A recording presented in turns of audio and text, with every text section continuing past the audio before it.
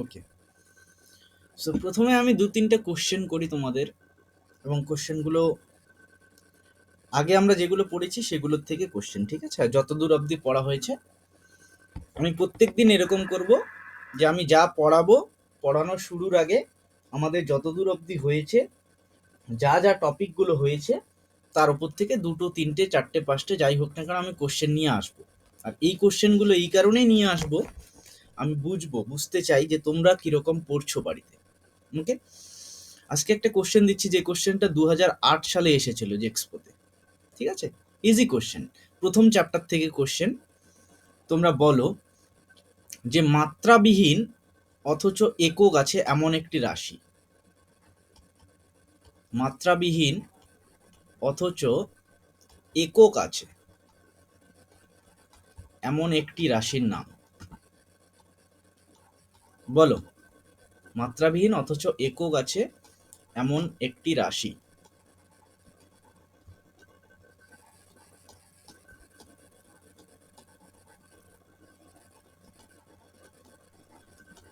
Option দিচ্ছি, 1 number দিচ্ছি ভর, বি নাম্বার দিচ্ছি কোণ, সি নাম্বার দিচ্ছি বেগ, ডি নাম্বার দিচ্ছি ত্বরণ। বলো, 2008 সালে এই কোশ্চেনটা এসেছিল, 2008-এ। মাত্রাবিহীন অথচ একক আছে। আমি পড়ানোর সময় কিন্তু এই কোশ্চেনটা ডিসকাস করেছিলাম। হ্যাঁ, এটা কি? কোণ, ঠিক আছে, আমরা পড়েছিলাম। আচ্ছা, ভরের মাত্রা যেন কি লিখতাম বলো তো? ভরের মাত্রা কি ছিল? ভরের মাত্রা কিলোগ্রাম। মাত্রা ওটা তো একক, কিলোগ্রাম তো একক, মাত্রা যদি বলে মাত্রা, হ্যাঁ, ভরের মাত্রা হচ্ছে এম দিয়ে লিখি। ওকে, আর বেগের মাত্রা কি হয়? এই প্রশ্নটা দিল, বেগের মাত্রা মানে একটা প্রশ্নের মধ্যে আমাকে অনেক কিছু ডিসকাশন করতে হবে। আমি যদি সবকিছু জানি, ধর এল কি বললাম, yes, L T to the power -1 পড়ানো হয়েছিল কিন্তু। হ্যাঁ, ত্বরণের মাত্রা, ত্বরণের মাত্রা বলো। না, ত্বরণ আর বেগ একই নয়, ভালো করে বলো, মনে করো।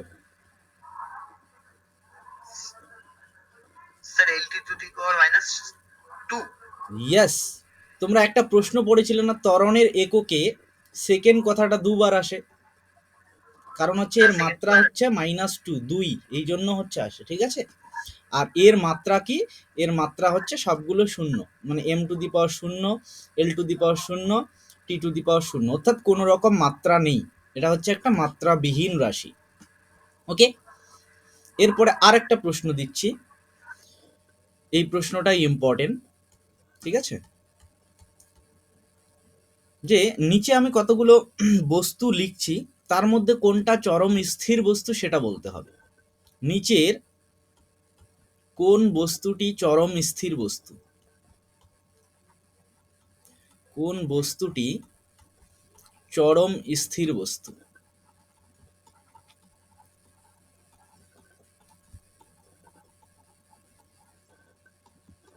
অপশন দিচ্ছি, 1 নাম্বার দিচ্ছি চাঁদ,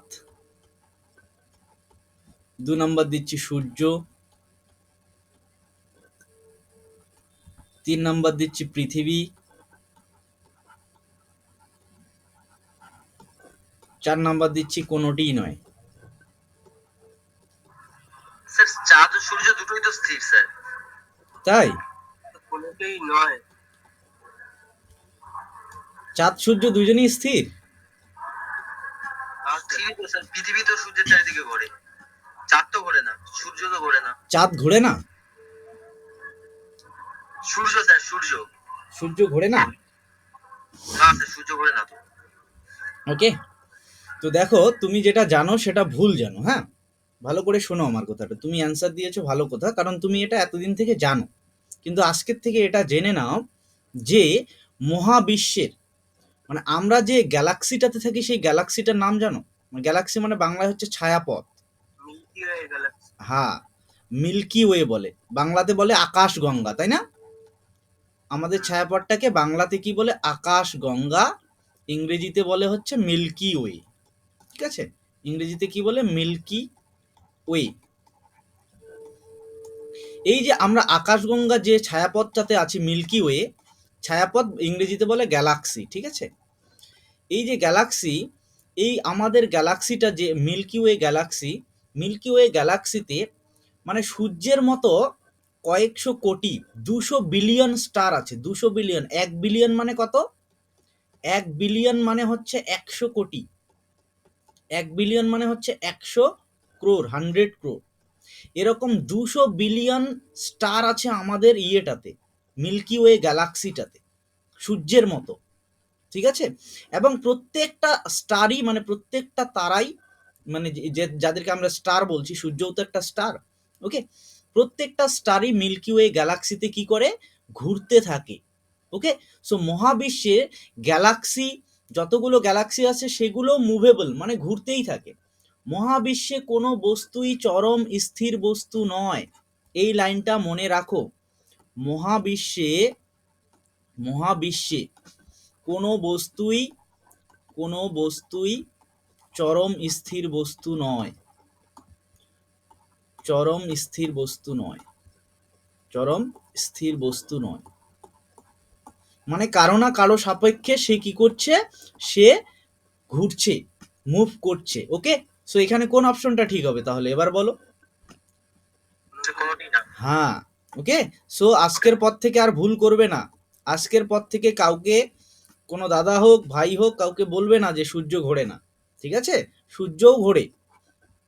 ওকে, কিন্তু সেটাকে যদি আমরা বাইরের থেকে দেখি, মানে আমাদের একদম পুরো যে যাকে আমরা বলি সোলার প্ল্যানেট, কারণ আমাদেরটা তো পুরো সৌরজগৎ, তাই না?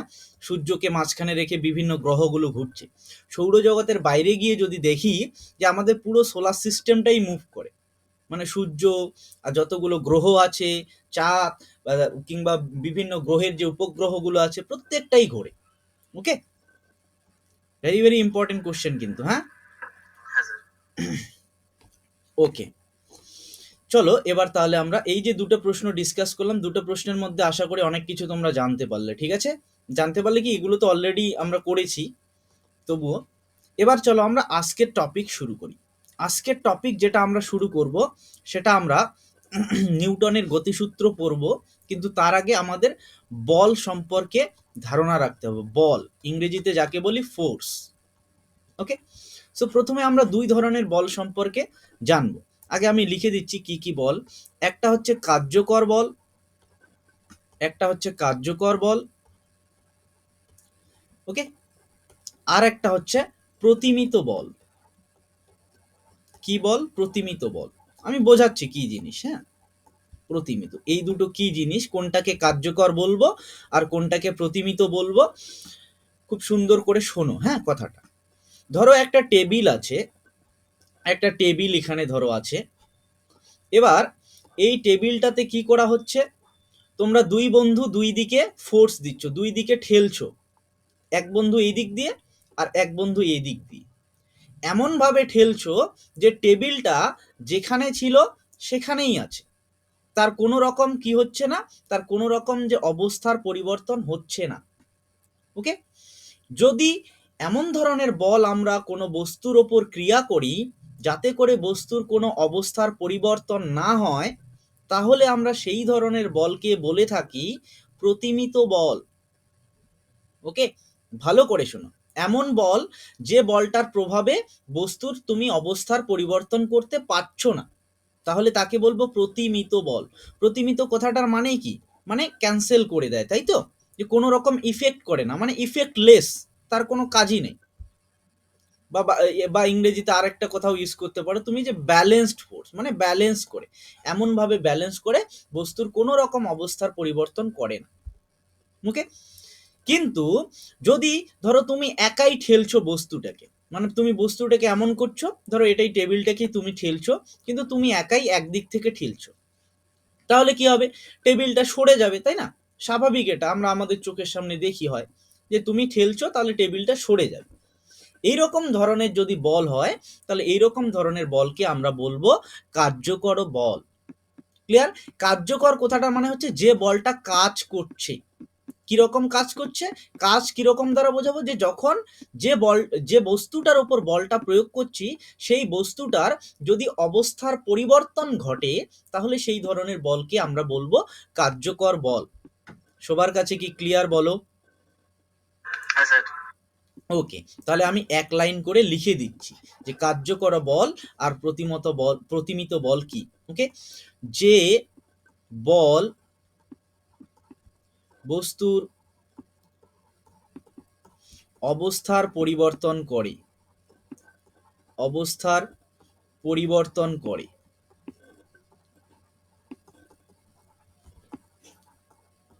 ওকে, আর প্রতিমিত বল কি? যে বল বস্তুর অবস্থার পরিবর্তন করতে পারে না, বস্তুর অবস্থার পরিবর্তন করতে পারে না।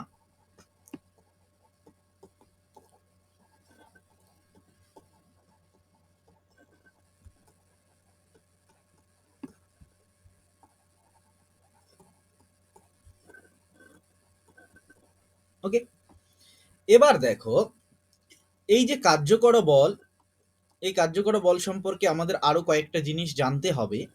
সেটা কি? যে বস্তুর অবস্থার পরিবর্তন করছে মানে কি স্যার এরকম যে শুধু কোনো একটা বস্তু দাঁড়িয়ে আছে, তাকে বল দিলাম, তাকে আমরা এক জায়গা থেকে অন্য জায়গাতে নিয়ে গেলাম, তাহলেই কি সেই বলটা কার্যকর? ওকে, এটাও যেমন কার্যকর বল। আবার এরকমটাও হতে পারে যে ধরো কোনো একটা বস্তু অলরেডি সে কি, অলরেডি সে গতিতে আছে। ওকে, অলরেডি সে গতিতে আছে। এবার ওই যে বস্তুটা গতিতে আছে সেই বস্তুটাকে এবার তুমি কি করলে, কোনো একটা বল প্রয়োগ করে থামিয়ে দিলে, বস্তুটাকে কি করে দিলে, থামিয়ে দিলে, একটা জায়গায় স্থির করে দিলে। তাহলে সেই ক্ষেত্রে যে বলটা প্রয়োগ করলে সেই বলটাও কিন্তু কার্যকর বল। কারণ কি? সেই বলটা কি কাজ করলো? সেই বলটা বস্তুটাকে থামিয়ে দিল। অর্থাৎ বস্তুটার অবস্থা কিরকম ছিল? বস্তুটার অবস্থা ছিল সে গতিতে চলছে, সে এক জায়গা থেকে আরেক জায়গাতে যাচ্ছে, কিন্তু তুমি তার অবস্থার পরিবর্তন করে তুমি তাকে থামিয়ে দিলে। সেক্ষেত্রেও কিন্তু তুমি বস্তুটার অবস্থার পরিবর্তন করে দিলে, তাহলে সেই বলটাও কিন্তু কার্যকর বল। মাথায় থাকবে বলো? ক্লিয়ার বলো? তাহলে তুমি স্থির বস্তুকে সচল করছো, সেটাও কার্যকর বল। আবার সচল বস্তু মানে যে বস্তুটা অলরেডি চলছে, গতিতে আছে, তাকে থামিয়ে দিচ্ছ একটা বল দ্বারা, সেই বলটাও কিন্তু কার্যকর বল। কারণ বলটা কি কাজ করছে? বলটা তোমার বস্তুটার গতিটাকে থামিয়ে দিচ্ছে। এই অবধি ক্লিয়ার বলো? আর একটা জিনিস কি, ধরো কোনো একটা বস্তু যাচ্ছে, কোনো একটা বস্তু যাচ্ছে, এই দিকে যাচ্ছে। ওকে, এবার বস্তুটাকে তুমি কি করতে চাও? বস্তুটা যে দিকে যাচ্ছে সেই দিকটা তুমি পরিবর্তন করতে চাও, তুমি এবার বস্তুটাকে এই দিকে নিয়ে যেতে চাও। তাহলে যখন তুমি বস্তুটার দিক পরিবর্তন করতে চাইবে তখনও কিন্তু তোমাকে একটা বল প্রয়োগ করতে হবে। যদি তুমি বাইরের থেকে বল প্রয়োগ না করো তাহলে কিন্তু তুমি বস্তুর কি দিক পরিবর্তন করতে পারবে না। ভালো করে শোনো, যখন কোনো একটা বস্তু চলছে কোনো একটা নির্দিষ্ট দিকে, তখন যদি তুমি ওই বস্তুটার দিক পরিবর্তন করতে চাও তখনও তোমাকে একটা বল প্রয়োগ করতে হবে। ওকে, এবং তখন যে বলটা প্রয়োগ করব সেই বলটা কি কাজ করছে? সেই বলটা বস্তুটার দিক পরিবর্তন করে দিচ্ছে। ওকে, তাহলে সেই ধরনের বলও কিন্তু কার্যকর বল। কারণ সেই বলটা কি কাজ করছে? সেই বলটা বস্তুটার দিকটাকে কি করছে? পরিবর্তন করে দিচ্ছে। তিনটা জিনিসই কি ক্লিয়ার বলো? এই তিনটা জিনিসই কিন্তু কার্যকর বল। সবার কাছে ক্লিয়ার বলো? হ্যাঁ স্যার, ক্লিয়ার। ওকে, এবার আসি প্রতিমিত বলে, যে একটা ইম্পর্টেন্ট জিনিস প্রতিমিত বলের। আমরা কি বললাম? যে প্রতিমিত বল কিন্তু বস্তুর অবস্থার পরিবর্তন করতে পারে না। ওকে, এই অবধি ঠিক আছে, বস্তুর অবস্থার পরিবর্তন করলো না, ঠিক আছে মানলাম। কিন্তু এইরকম একটা প্রশ্ন দিয়ে দেয় যে প্রতিমিত বল কি কোনো বস্তুর আকারের পরিবর্তন করতে পারে? আকার মানে সাইজ। প্রতিমিত বল কি কোনো বস্তুর আকারের পরিবর্তন করতে পারে? তাহলে বলবো হ্যাঁ, প্রতিমিত বল বস্তুর আকার পরিবর্তন করতে পারে। একটা উদাহরণ কি? ধরো আমার কাছে একটা স্প্রিং আছে, আমার কাছে একটা কি আছে? স্প্রিং আছে। ওকে, এবার আমি কি করছি, স্প্রিংটাকে আমি দুই হাত দিয়ে ঠেলছি, এই দিক দিয়ে বল প্রয়োগ করছি দুই হাত দিয়ে। ওকে, দুই হাত দিয়ে যদি বল প্রয়োগ করি তাহলে কি স্প্রিংটা এরকমই থাকবে? থাকবে না। কি হবে, স্প্রিংটা একদম কাছাকাছি চলে এসে কি হবে, সংকুচিত হয়ে যাবে, একদম ছোট্ট হয়ে যাবে, তাই না? হবে তো? এই যে ঘটনাটা ঘটছে এক্ষেত্রে কি আমরা দুই দিকে কিন্তু সমান বল প্রয়োগ করছি। ওকে, দুই দিকে সমান বল প্রয়োগ করছি, স্প্রিংটা অন্য কোথাও যাচ্ছে না, তার অবস্থার পরিবর্তন করছে না, কিন্তু স্প্রিংটা সংকুচিত হয়ে যাচ্ছে। তার মানে কি, স্প্রিংটার যে আকারটা অর্থাৎ সাইজটা সেটা কিন্তু পরিবর্তন হচ্ছে। অর্থাৎ এটার থেকে কি বুঝতে পারছি, এটার থেকে এটা বুঝতে পারছি যে প্রতিমিত বল অবস্থার পরিবর্তন করছে না ঠিকই, কিন্তু প্রতিমিত বল বস্তুর আকারের পরিবর্তন করতে পারে। কথাটা সবার কাছে ক্লিয়ার? তাহলে আমি যে লাইনটা বললাম সেই লাইনটাই আমি লিখছি, প্রতিমিত বল, প্রতিমিত বল বস্তুর আকার পরিবর্তন করতে পারে।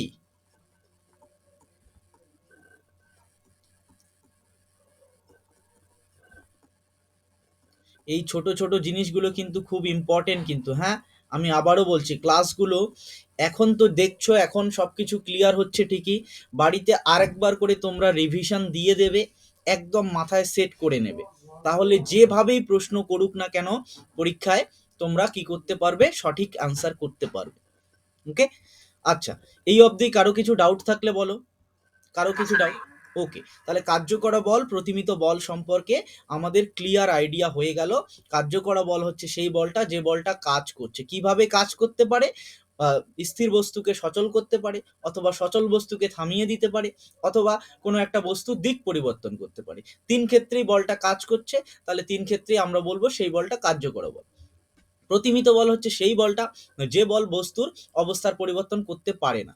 বস্তুর অবস্থার পরিবর্তন করতে না পারলেও এই প্রতিমিত বল কিন্তু বস্তুর আকারের পরিবর্তন করতে পারে। ওকে, এই অবধি ক্লিয়ার? এবার আমরা আসি নিউটনের সূত্র। ওকে, নিউটনের সূত্র, নিউটনের গতি। এটা কি স্যার বল ও গতি থেকে করাচ্ছে? হ্যাঁ, বল ও গতির থেকেই।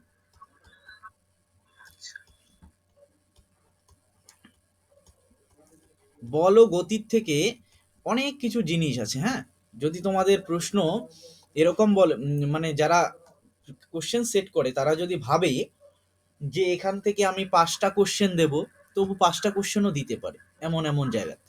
তবে 5টা কোশ্চেন দেয় না সাধারণত, তবে হ্যাঁ প্রত্যেক বছর 2-3টে কোশ্চেন এখান থেকে থাকে। ওকে, সো ভেরি ভেরি ইম্পর্টেন্ট। সেই 2-3টে কোশ্চেন, মানে 2-3টে কোশ্চেনে বিশাল ইম্প্যাক্ট করে র্যাঙ্কের ক্ষেত্রে। মানে তুমি তোমার বন্ধুর থেকে যদি 2টা কোশ্চেনও বেশি করো, 2 নাম্বারও বেশি পাও, তাহলে দেখবে যে র্যাঙ্ক অনেক উপরে থাকবে। সো 2 নাম্বারও বিশাল ফ্যাক্ট। চলো, এবার আমরা আসি আসল জিনিসে, নিউটনের গতিসূত্র। তাহলে প্রথম গতিসূত্রটা কি, কারো কি মনে আছে? প্রথম সূত্রটা কি? তোমরা তো পড়েছো। প্রথম সূত্র আমাদের এটা বলে যে কোনো বস্তুর ওপর আমরা যদি বাইরের থেকে কোনো রকম বল প্রয়োগ না করি, তাহলে সেই বস্তুটা চিরকাল স্থির অবস্থায় বা সমবেগে সরলরেখা বরাবর চলতে থাকে। ওকে, তাহলে এই যে এখানে দুটো জিনিস আসবে, আমি আগে সূত্রটা লিখে দেই, তারপরে আমি পুরো এক্সপ্লেইন করছি, ব্যাখ্যা করছি জিনিসটা কি। ওকে, যে কোনো বস্তুর ওপর, কোনো বস্তুর ওপর, কোনো বস্তুর ওপর বাইরের থেকে, বাইরের থেকে বল প্রযুক্ত না করলে, প্রযুক্ত না করলে, প্রযুক্ত না করলে স্থির বস্তু চিরকাল স্থির অবস্থায়, স্থির বস্তু চিরকাল স্থির অবস্থায়, স্থির অবস্থায় এবং সচল বস্তু, সচল বস্তু চিরকাল সরলরেখা বরাবর, সরলরেখা বরাবর, সরলরেখা, সরলরেখা বরাবর সমবেগে চলতে থাকবে।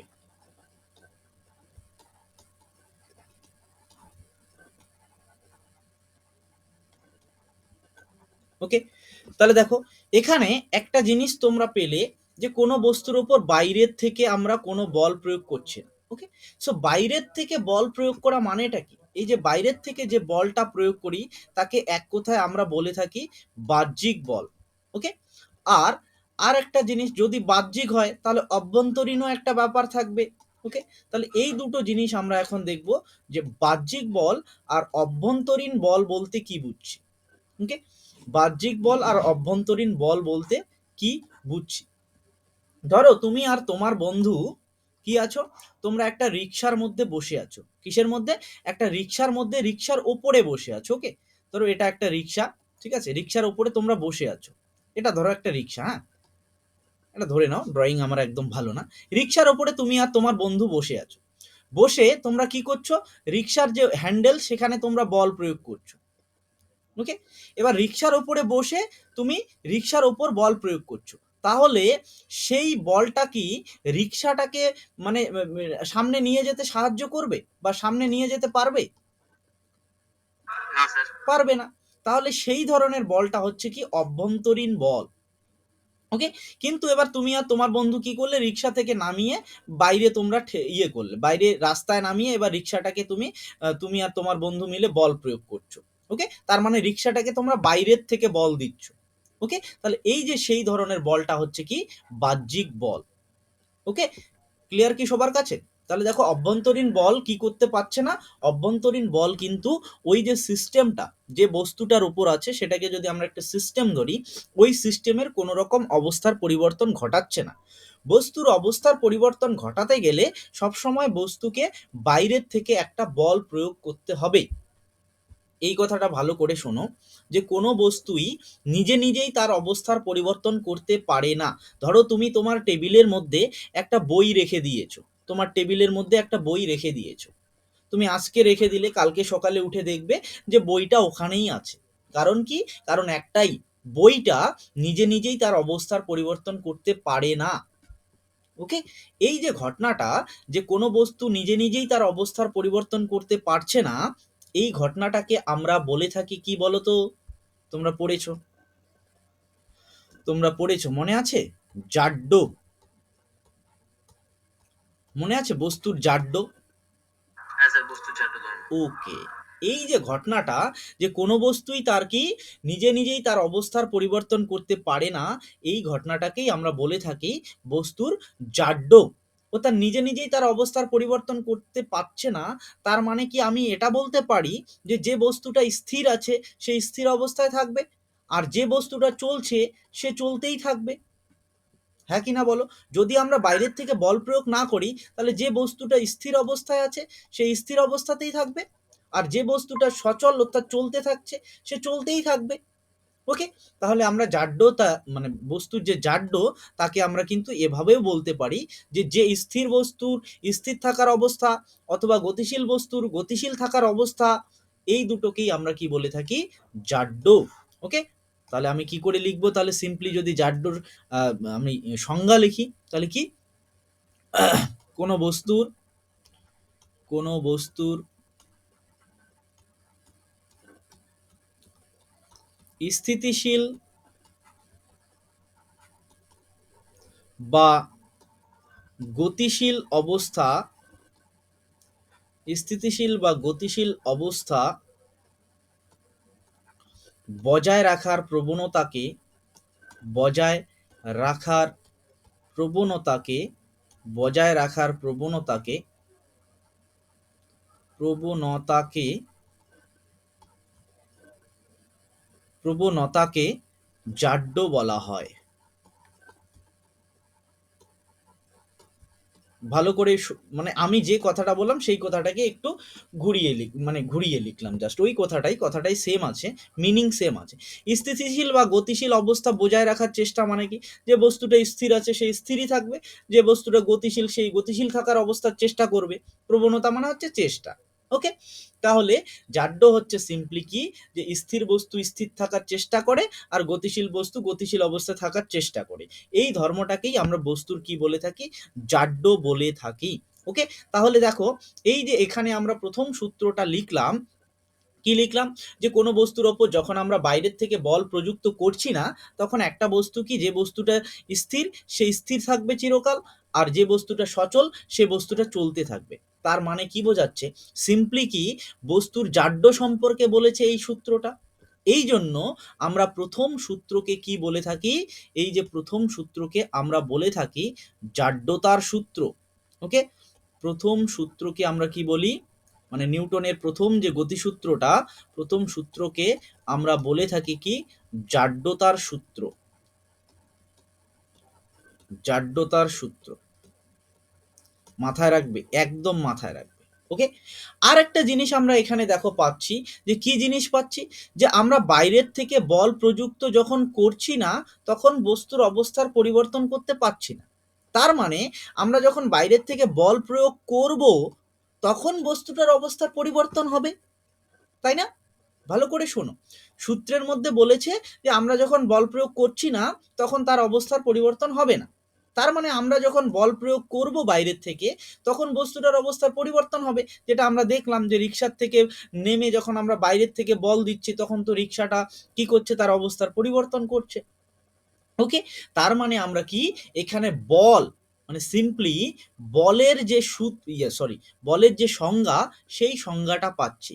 কি ধরনের সংজ্ঞা, যে বলের প্রকৃতিটা কি রকম, বলের নেচারটা কি রকম, বলের কোয়ালিটিটা কি রকম, সেই কোয়ালিটি সম্পর্কে একটা আইডিয়া পাচ্ছি। ওকে, তাহলে বল কি রকম কোয়ালিটি, যে বল হচ্ছে এমন একটা রাশি, যেটা আমরা যদি একটা বস্তুর উপর প্রয়োগ করি, তাহলে সেটা কি ওই বস্তুটার অবস্থার পরিবর্তন করতে পারে, অথবা তার অবস্থার পরিবর্তন করার চেষ্টা করে। এবার তোমরা বলবে যে স্যার, বস্তুর অবস্থার তো পরিবর্তন করে, সেটা আমরা রিক্সার মধ্যে দেখলাম, কিন্তু অবস্থার পরিবর্তন করার চেষ্টা করে, এটা আমি কোথা থেকে বুঝবো? তোমাদের সবার বাড়িতে দেয়াল আছে, ওয়াল, এবার তুমি গেলে ওয়ালের মধ্যে তুমি হাত দিয়ে ধাক্কা মারলে, ওয়ালটাকে কি তুমি সরাতে পারবে? পারবে না। কিন্তু ওয়ালের মধ্যে তো তুমি বল দিচ্ছ, তার মানে কি তুমি বলটা দিচ্ছ, যে বলটা দিচ্ছ সেই বলটা ওয়ালটাকে সরানোর চেষ্টা করছে, কিন্তু সে পারছে না। ওকে, তাহলে বল হচ্ছে এমন একটা রাশি কি, যে কোনো একটা বস্তুর অবস্থার পরিবর্তন করে, অথবা পরিবর্তন করার চেষ্টা করে। তাহলে এখান থেকে কি পাচ্ছি আমরা, এখান থেকে আমরা অর্থাৎ প্রথম সূত্র থেকে বলের যে প্রকৃতিগত সংজ্ঞা, মানে বলটা দেখো, বল কিন্তু মাপতে পারছি না। এই সূত্র থেকে আমাকে যদি বলে যে আমি রিক্সার উপর কত বল প্রয়োগ করলাম, তাহলে এখান থেকে আমি বলতে পারবো? মোটেও বলতে পারবো না। কিন্তু বলটা কি জিনিস, সেটার সম্পর্কে, তার প্রকৃতিটা সম্পর্কে আমরা একটা ধারণা পেলাম। ওকে, সেই জন্য বলে থাকি, কি বলে থাকি আমরা, যে এই যে প্রথম সূত্র থেকে আমরা কি পাই, বলের প্রকৃতিগত সংজ্ঞা পাই। বলের প্রকৃতিগত সংজ্ঞা, প্রকৃতিগত মানে বলের প্রকৃতিটা কি রকম, বলের প্রকৃতিগত সংজ্ঞা পেয়ে থাকি। ওকে, এই অবধি কারো কিছু প্রশ্ন বলো?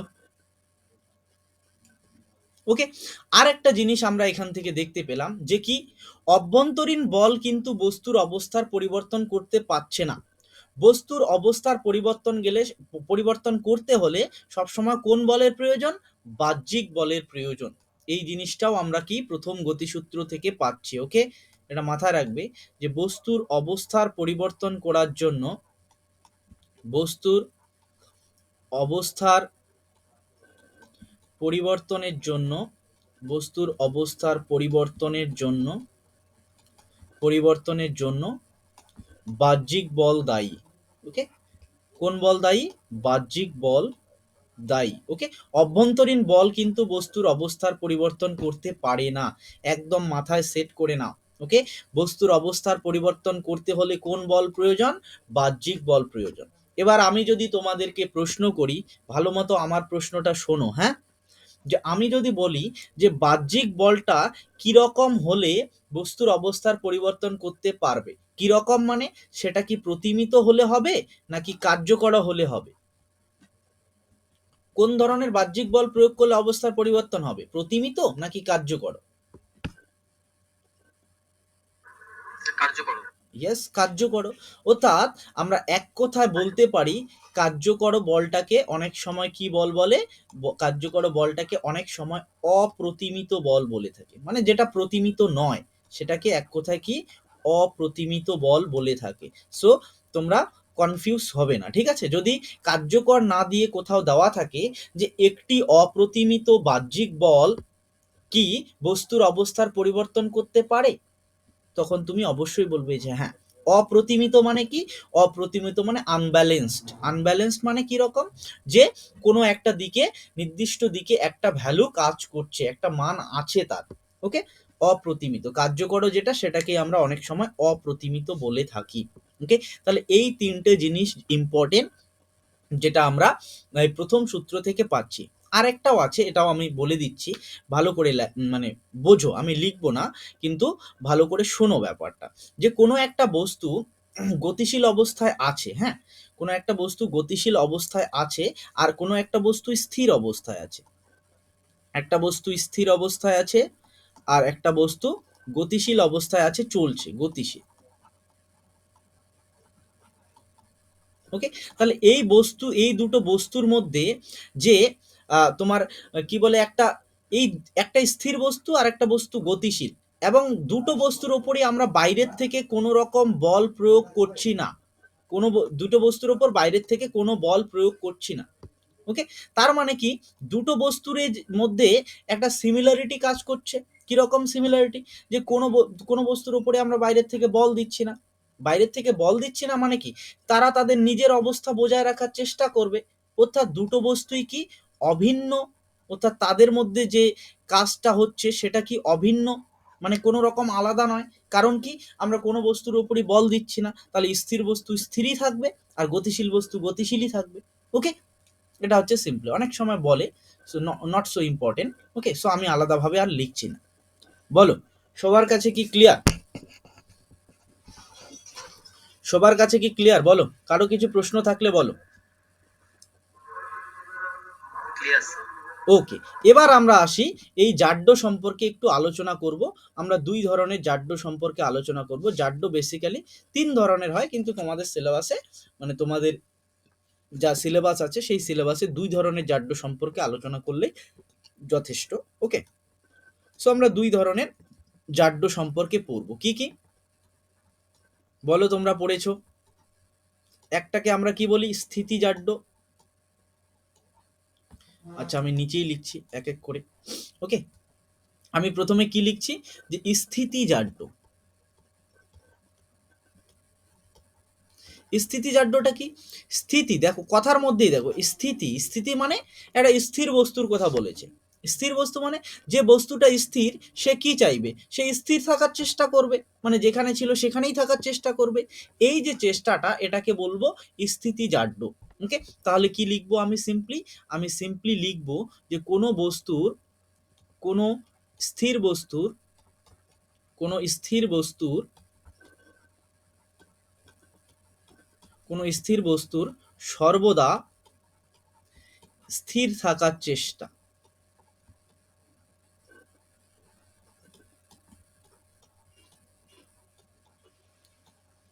কথাটা ক্লিয়ার?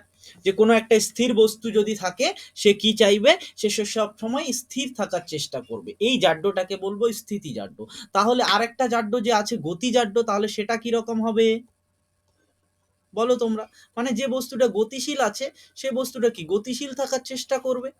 ওকে, তাহলে সেই ধরনের জাড্যটাকে আমরা কি বলবো? গতি জাড্য। তাহলে সিম্পলি কি বলবো, যে গতিশীল বস্তুর, কোনো গতিশীল বস্তুর, কোনো গতিশীল বস্তুর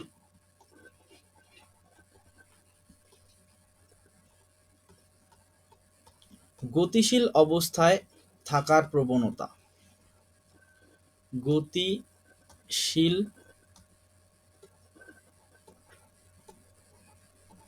অবস্থায় থাকার প্রবণতা, তাকেই আমরা কি বলি? তাকেই আমরা বলে থাকি গতিজাড্য। ওকে, তাহলে বলো স্থিতিজাড্য আর গতিজাড্য ক্লিয়ার? বলো। হ্যাঁ স্যার। ওকে, এবার আমরা আসি কিছু উদাহরণ, যেগুলো তোমরা বইয়ে বারবার করে পড়েছো। ওকে, স্থিতিজাড্য আর গতিজাড্যের উদাহরণ। ওকে, তোমরা বলো তো স্থিতিজাড্যের একটা উদাহরণ বলতে পারো কিনা শুনি। পড়েছো কিন্তু তোমরা, হ্যাঁ, তোমরা কিন্তু অলরেডি পড়েছো এই জিনিসগুলো। দেখো আমরা কি করি, যখন আমরা একটা বাসে, ধরো তুমি বসে আছো, হ্যাঁ, একটা বাসে তুমি বসে আছো, বাসটা স্থির অবস্থায় আছে। ওকে, এবার হঠাৎ করে বাসটা চলা শুরু করলো। এবার হঠাৎ করে যখন বাসটা চলা শুরু করে, তখন আমরা কি, আমরা আমাদের যে শরীরটা সেটা কি পেছনের দিকে ঝুঁকে পড়ে, তাই না? জিনিসটা মানে নিজের সাথে কোনোদিন দেখেছো যে তুমি হঠাৎ করে মানে দাঁড়িয়ে আছো, মানে বাসের মধ্যে বসে আছো, হঠাৎ করে বাসটা চলা শুরু করলে তুমি পেছনের দিকে ঝুঁকে পড়ো? জিনিসটা ফিল করেছো কোনোদিনও নিজেরাই?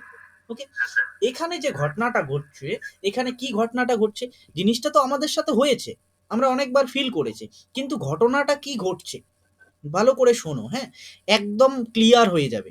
তুমি যদি ভালো করে শোনো একদম ক্লিয়ার হয়ে যাবে আসলে ঘটনাটা কি ঘটছে এখানে। আমাদের সাথে অনেক কিছুই, আমাদের চারপাশে অনেক কিছু ফিজিক্সের ঘটনা ঘটে থাকে, কিন্তু আমরা মানে প্রপার এক্সপ্লেনেশন বা প্রপার ব্যাখ্যা আমরা অনেক কিছু ঘটনা জানি না, যেগুলো ফিজিক্সের মাধ্যমে দেওয়া সম্ভব। আমাদের চারপাশের অনেক কিছু ঘটনা, নিত্য নিয়মিত ঘটনা, যেগুলো আমাদের সাথে প্রতিদিন ঘটে থাকে। ওকে, মানে ফিজিক্সটা এরকম নয় যে ফিজিক্সটা অনেক, অনেকে বলে যে চাপ মানে অনেক টাফ ব্যাপার, এরকম নয়, কিন্তু আমাদের চারপাশে অনেক কিছু ঘটনা ঘটে ফিজিক্সের মাধ্যমে, এবং তোমরা হ্যাঁ, অনেকবার ফিলও করেছো। কি ঘটে ঘটনাটা আমি বলি, যে বাসটা যখন স্থির অবস্থায় আছে, তুমি বাসের মধ্যে দাঁড়িয়ে বা বসে আছো, ধরো তুমি দাঁড়িয়ে আছো, তোমার দুটো পা কি বাসের মধ্যে, বাসের সাথে একদম লাগানো কন্ট্যাক্টে আছে, তোমার বডিটা কি ওপরে আছে।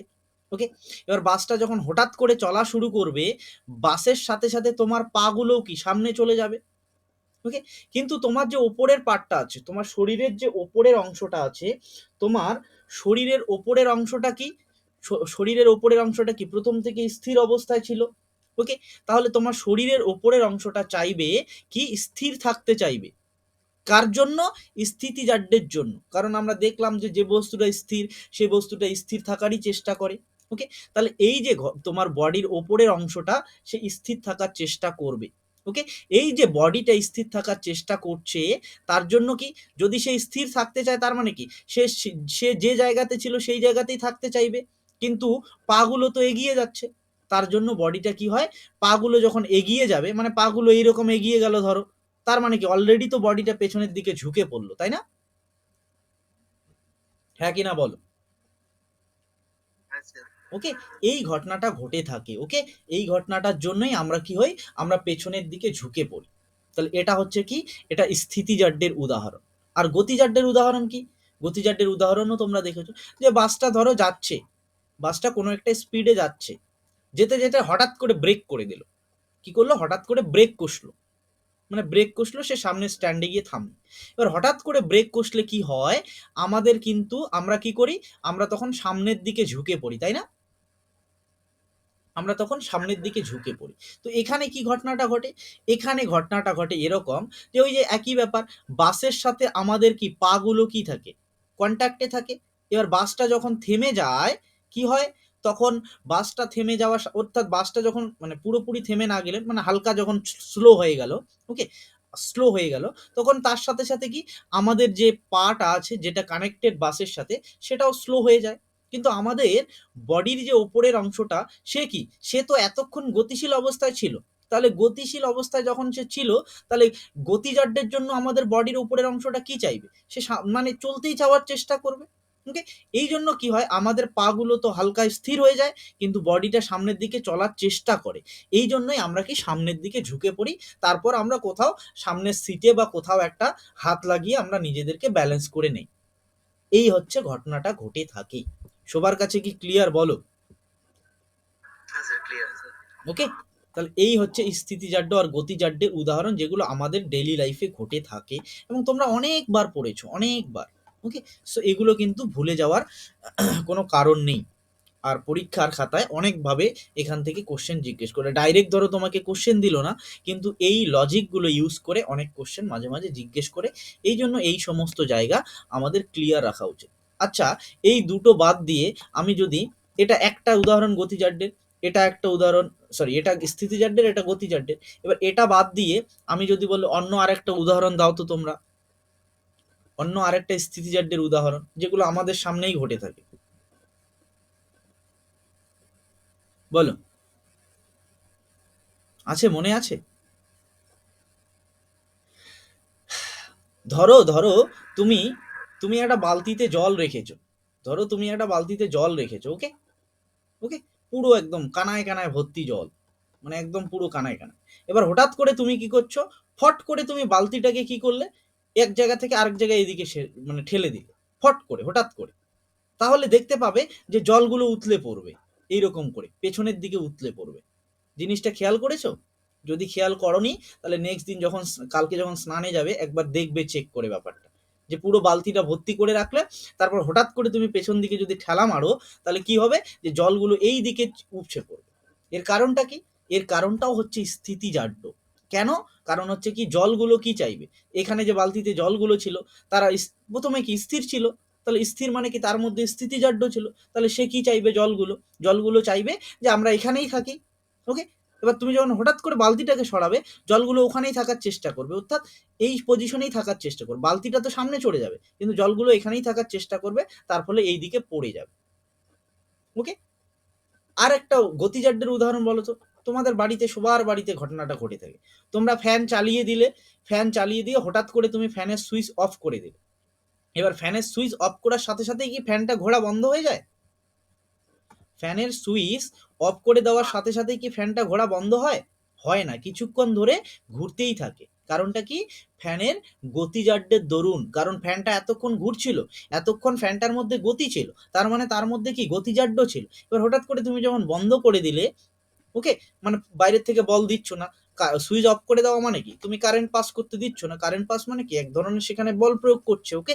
সো তুমি যখন সেই ফোর্সটা অফ করে দিচ্ছ, কি, তবুও সে চাইছে কিছুক্ষণ, তবুও সে চাইছে কি, ঘুরতে, সেজন্য আরো কিছুক্ষণ ঘুরে তারপরে সে বন্ধ হয়, ফ্যানটা বন্ধ হয়ে যায়, ওকে।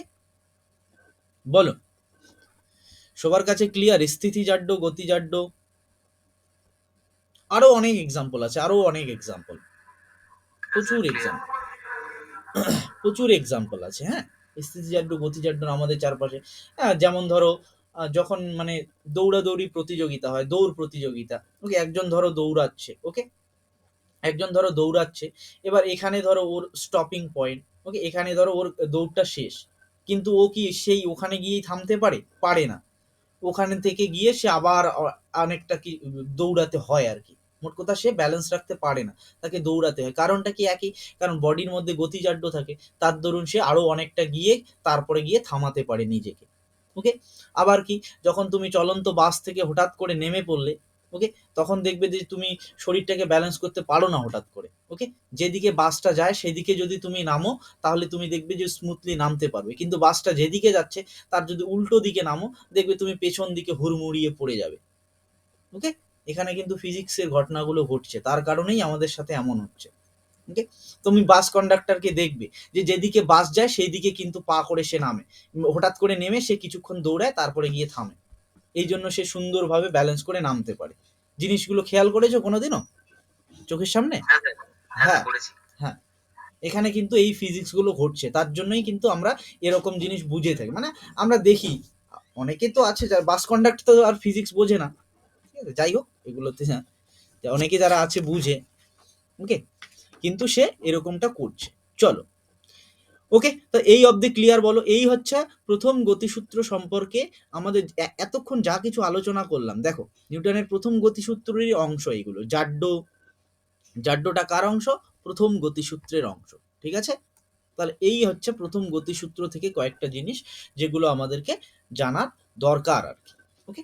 এবার আসছি আমি দ্বিতীয় গতিসূত্রতে, তার আগে তোমাদেরকে বলি, তোমাদের কারো কিছু জিজ্ঞাসা থাকলে বলো, তার আগে তোমাদের না বলো। স্যার, প্রথম গতিসূত্রে স্যার কিছু জিজ্ঞেস করার নেই, বুঝতে পেরেছি সবই। ওকে, ওকে, তাহলে তো খুবই ভালো, ওকে, চলো। আর দুই একটা জিনিস, না, এখনো অবধি মানে আমি যা জিনিস বানিয়েছি, আমার মনে হচ্ছে না কিছু মিস গেছে, আর যদি কিছু বলতে লাগে আমরা যখন কোশ্চেন ডিসকাশন করব তখন আমি অ্যাড করে দেবো, হ্যাঁ, কারণ কোশ্চেন দেখলেই বোঝা যাবে যে আরো কিছু জিনিস আছে নাকি, তখন আমি এক্সট্রা বলে দেবো। আপাতত এগুলো যা বললাম এগুলো সব ক্লিয়ার রাখো, ওকে। ঠিক আছে। এবার আমি আসি নিউটনের দ্বিতীয় গতিসূত্র। দ্বিতীয় গতিসূত্র।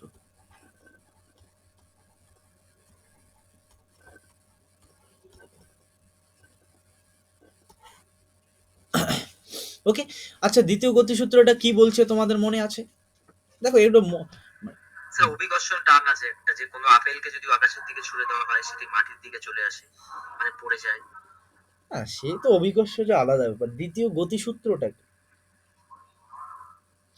অভিকর্ষজ ত্বরণ তো আলাদা জিনিস, যে পৃথিবী প্রত্যেকটা বস্তুকে তার নিজের কেন্দ্রের দিকে টানে, কারণ হচ্ছে পৃথিবীর ভর অনেক বেশি, তাই তো? সেটা আলাদা জিনিস। দ্বিতীয় গতিসূত্রটা এটা বলে, এটা একটা সূত্র, হ্যাঁ তোমরা পড়েছিলে যে কোনো বস্তুর ওপর যখন আমরা বাইরের থেকে বল প্রয়োগ করি, ঠিক আছে, বস্তুর ভরবেগের পরিবর্তনটাও সেই দিকে ঘটে। কার পরিবর্তন? বস্তুর ভরবেগের পরিবর্তন। ওকে, এবং বল যেদিকে প্রযুক্ত হয়, মানে বলটাকে আমরা যেদিকে প্রয়োগ করি সেই দিকেই কি হয়, বস্তুর ভরবেগের পরিবর্তনটাও ঘটে। এবার ভরবেগটা কি জিনিস আমি ডিসকাস করব। ওকে, তার আগে আমি সূত্রটা তোমাদের লিখে নিই। যে কোনো বস্তুর ওপর, আরে ও আচ্ছা, কোনো বস্তুর ওপর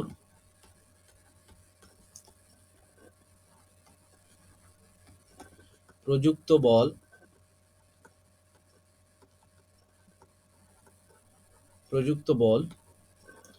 বস্তুর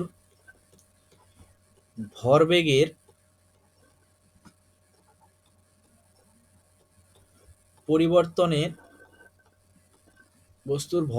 পরিবর্তনের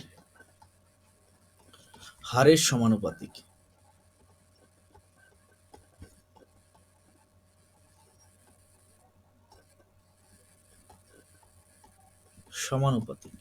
এবং বল যে দিকে প্রযুক্ত হয়, বল যে দিকে প্রযুক্ত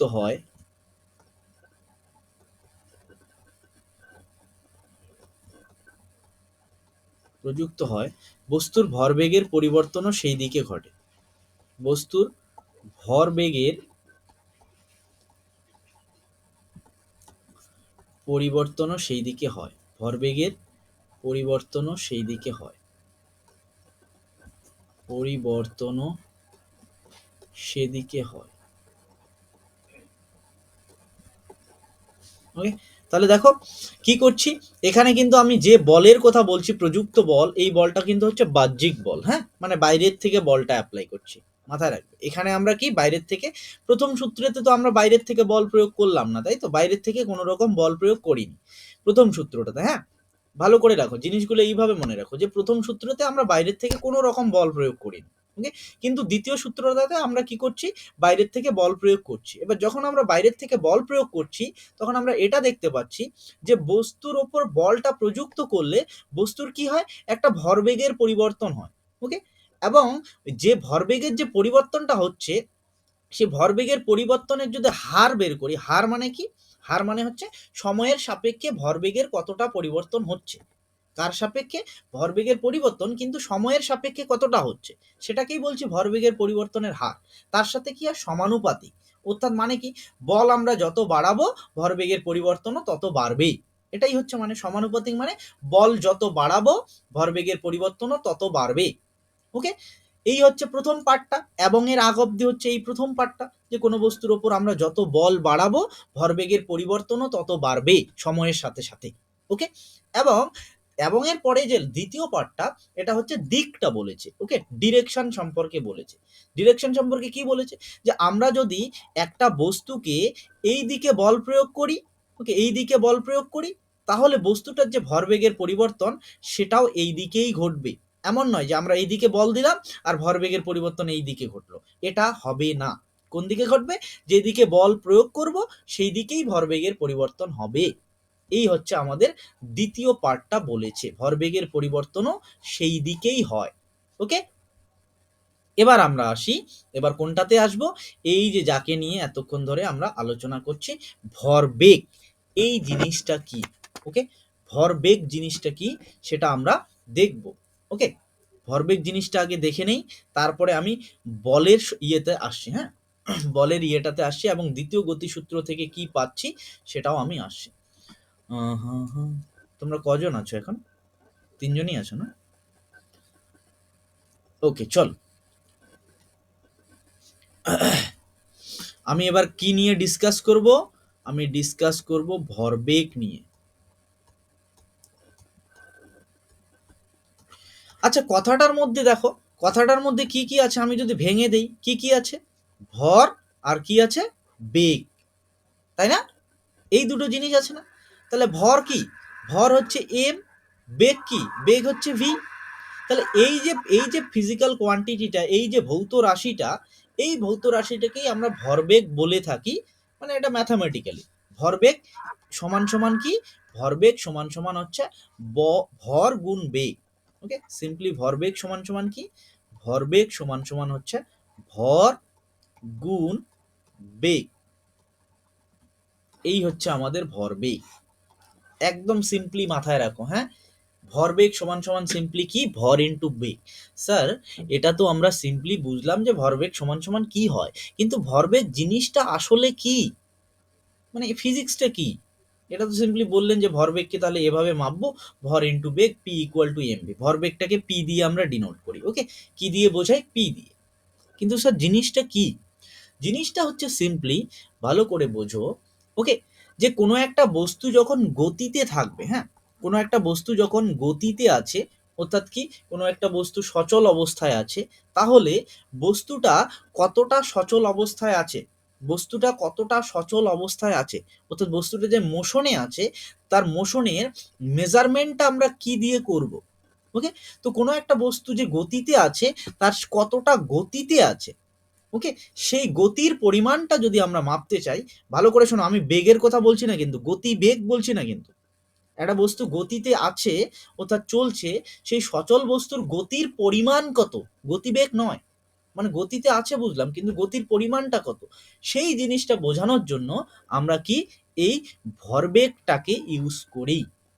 ওকে, এবার তোমরা বলবে স্যার একটা তাহলে এক্সাম্পল দেখিয়ে বোঝাও তো ব্যাপারটা আসলে কি রকম। ব্যাপারটা আসলে এরকম ভাই, শোনো ভালো করে, যে আমি একটা কাঁচ নিলাম, হ্যাঁ, এটা আমার কাছে কি একটা কাঁচ। ওকে, এবার আমি কি করলাম, আমি একটা কি করলাম, একটা কাঁচকে আমি টেবিলের উপর রেখে দিলাম, আর আমি নিজে একটা সামনে চেয়ারের উপর দাঁড়িয়ে পড়লাম, এই যে সামনে একটা চেয়ার রেখে এর উপর দাঁড়িয়ে পড়লাম। দাঁড়িয়ে পড়ে আমি কি করলাম, এত দূর ওপরে ধরো আমার হাত যাচ্ছে, যে কিছুটা ওপরে আমি কি করলাম, কিছুটা ওপর থেকে যতদূর ওপরে আমার হাত যাচ্ছে, প্রথমে আমি একটা ছোট্ট পাথর নিলাম। ছোট্ট পাথর নিয়ে সেই পাথরটাকে আমি সিম্পলি সেখান থেকে ছেড়ে দিলাম।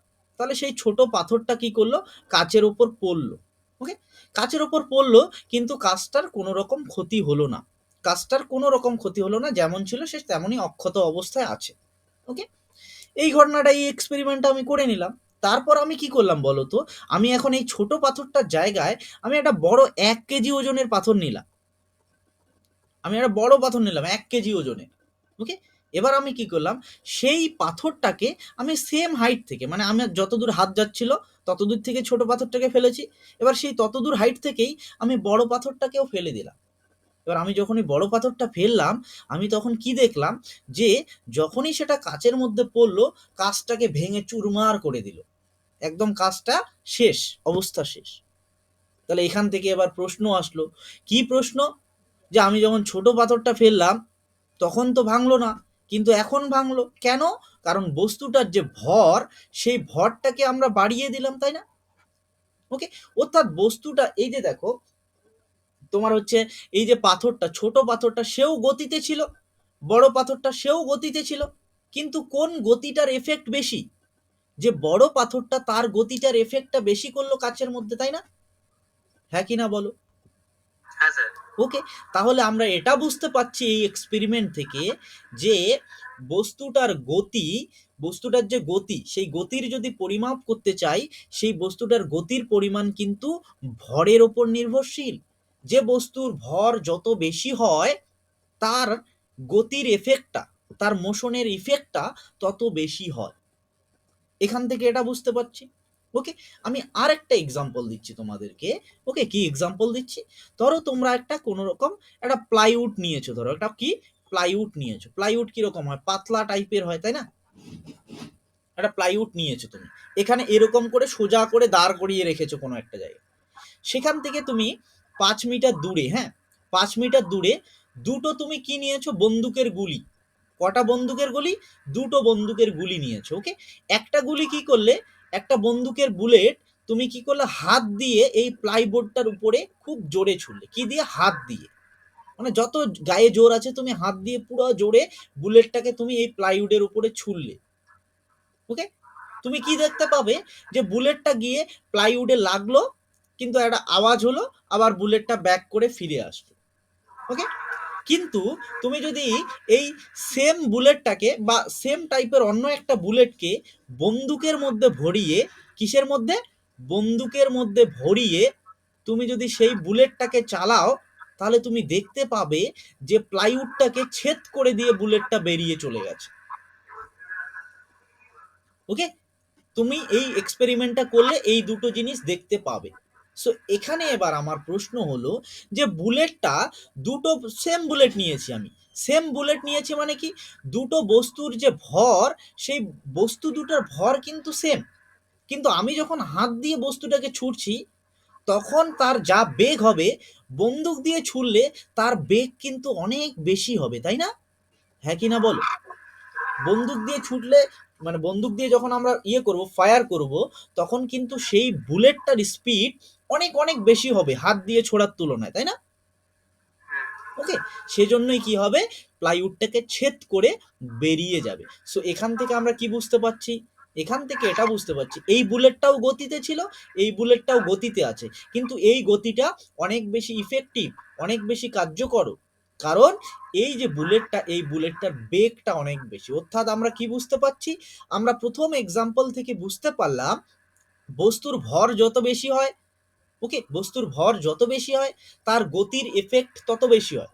আর এখান থেকে বুঝতে পারছি সেকেন্ড এক্সাম্পলটা থেকে, বস্তুর বেগ যত বেশি হয়, তখনও বস্তুর গতির এফেক্টটা বেশি হয়। অর্থাৎ কোনো একটা বস্তু যখন গতিশীল অবস্থায় আছে, তার গতির যে এফেক্টটা, সেই গতির এফেক্টটা কিন্তু দুটোর ওপরই ডিপেন্ড করে, ভরের ওপরও নির্ভর করে, বেগের ওপরও নির্ভর করে। ওকে, এবং এদের যে কম্বিনেশনের ফলে নতুন ভৌত রাশিটা আমরা পাচ্ছি, তাকে আমরা বলে থাকি ভরবেগ। যে ভরবেগটা অ্যাকচুয়ালি কি, যে ভরবেগটা অ্যাকচুয়ালি নির্দেশ করে যে বস্তুটা গতিশীল অবস্থায় আছে, তার গতির পরিমাণ কত, তাকে নির্দেশ করে। সবার কাছে কি ক্লিয়ার বলো? আচ্ছা, ওকে, তাহলে এবার প্রশ্ন হচ্ছে, আমরা তো পেলাম ভরবেগ এটা, এবার আমার প্রশ্ন হচ্ছে ভরবেগের একক কি হবে?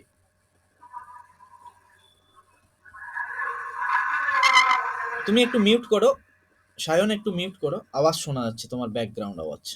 যখন আমি কিছু বলবে তখন করো, হ্যাঁ আনমিউট করো। ওকে, এসআই একক কি হবে? ভরবেগের এসআই একক কি হবে? দেখো, ভরবেগ মানে কি, ভর গুণ বেগ, তার মানে কি ভরের একক গুণ বেগের একক। তাহলে ভরের এসআই একক কি? ভরের এসআই একক বলো আমাকে। Kilogram sir. কিলোগ্রাম, মানে কেজি লিখি যাকে। ওকে, আর বেগের এসআই একক কি? Metre per second. হ্যাঁ, তাহলে kilogram into metre per second, তার মানে সেটাকে লিখি কিভাবে, কিলোগ্রাম মিটার পার সেকেন্ড। তাহলে এটা হচ্ছে ভরবেগের এসআই একক। তাহলে এবার তোমরা আমাকে বলো সিজিএস এককটা কি হবে, কি করে লিখতে হয় আমি বলে দিলাম। গ্রাম। হ্যাঁ বলো। বলছি তো স্যার, গ্রাম হ্যাঁ, gram. Dot metre, metre centimetre per second, metre per second, centimetre per second. Centimetre per second কেন ভুল বলছো? ওকে, কারণ কি বেগের, হ্যাঁ সাথে গুলিয়ে ফেলেছিলাম স্যার। হ্যাঁ, বেগের সিজিএস একক হচ্ছে কি সেন্টিমিটার পার সেকেন্ড। সো কি হবে এটা, গ্রাম সেন্টিমিটার পার সেকেন্ড। এবার যদি আমি তোমাদেরকে বলি ভরবেগের মাত্রা কি হবে, মাত্রা, মাত্রা কি হবে, সেম ভাবে পাবো, এই রিলেশন, এই সম্পর্কটা থেকেই পাবো। তার মানে কি হবে, ভরের মাত্রা গুণ বেগের মাত্রা। ভরের মাত্রা কি বলো, ভরের মাত্রা কি বলো, তোমাদের থেকেই শুনি। এম। এম। হ্যাঁ, মানে জিনিসগুলো এরকম নয় যে মুখস্থ রাখতে হবে তোমাকে, হ্যাঁ মুখস্থ রাখতে, মানে মুখস্থ যদি এত জিনিস তুমি মুখস্থ রাখতে চাও, তাহলে তুমি মানে গুলিয়ে ফেলবে, কনফিউশনে পড়ে যাবে। ওকে, সো মুখস্থ রাখার থেকে কোনটা বেশি জরুরি, বেশি জরুরি হচ্ছে বোঝাটা, ঠিক আছে, আন্ডারস্ট্যান্ডিং, যে জিনিসগুলো আসছে কিভাবে, ওকে, তুমি যদি ভরের আর বেগের আলাদা আলাদা ভাবে জানো, তাহলে তোমাকে ভর বেগেরটা মুখস্থ রাখার দরকার নেই।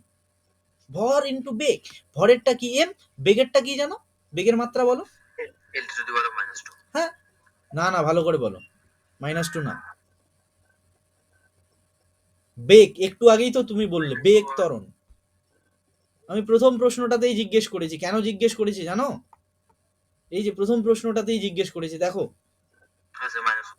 হ্যাঁ, প্রথম প্রশ্নটাতেই জিজ্ঞেস করার কারণ হচ্ছে, এই দুটো প্রশ্ন আমি নিয়েছি, তার কারণ তো একটাই, দুটো প্রশ্ন চুজ করার কারণ আছে, কারণ এগুলো দেখো, এই জিনিসগুলোই আমরা এখানে রিলেটেড জিনিস করছি। ওকে, M L T to the power -1, তাহলে আমরা কি পাচ্ছি, এটা হচ্ছে ভরবেগের মাত্রা। ভরবেগের মাত্রা কি দাঁড়ালো, M L T to the power -1। Okay, direct দিয়ে দেয় কোশ্চেন, হ্যাঁ ডাইরেক্ট দিয়ে দিয়েছে কোশ্চেন, এরকম নয় যে কোশ্চেন আসেনি। ভর নিচের কোনটি ভরবেগের মাত্রা, অপশন দিয়ে দিয়েছে, M L T to the power -2, M L T to the power -1, M L T to the power -কিউ, ঠিক আছে, এরকম অপশন দিয়ে দিয়েছে। তাহলে বলো, ভরবেগ সম্পর্কে সম্পূর্ণ ক্লিয়ার, বলো। ওকে, তাহলে আমি একটা প্রশ্ন দিচ্ছি, ফটাফট করে নাও। একটি বস্তু, এইভাবে লিখি, 2 কেজি ভরের একটি বস্তু, 2 কেজি ভরের একটি বস্তু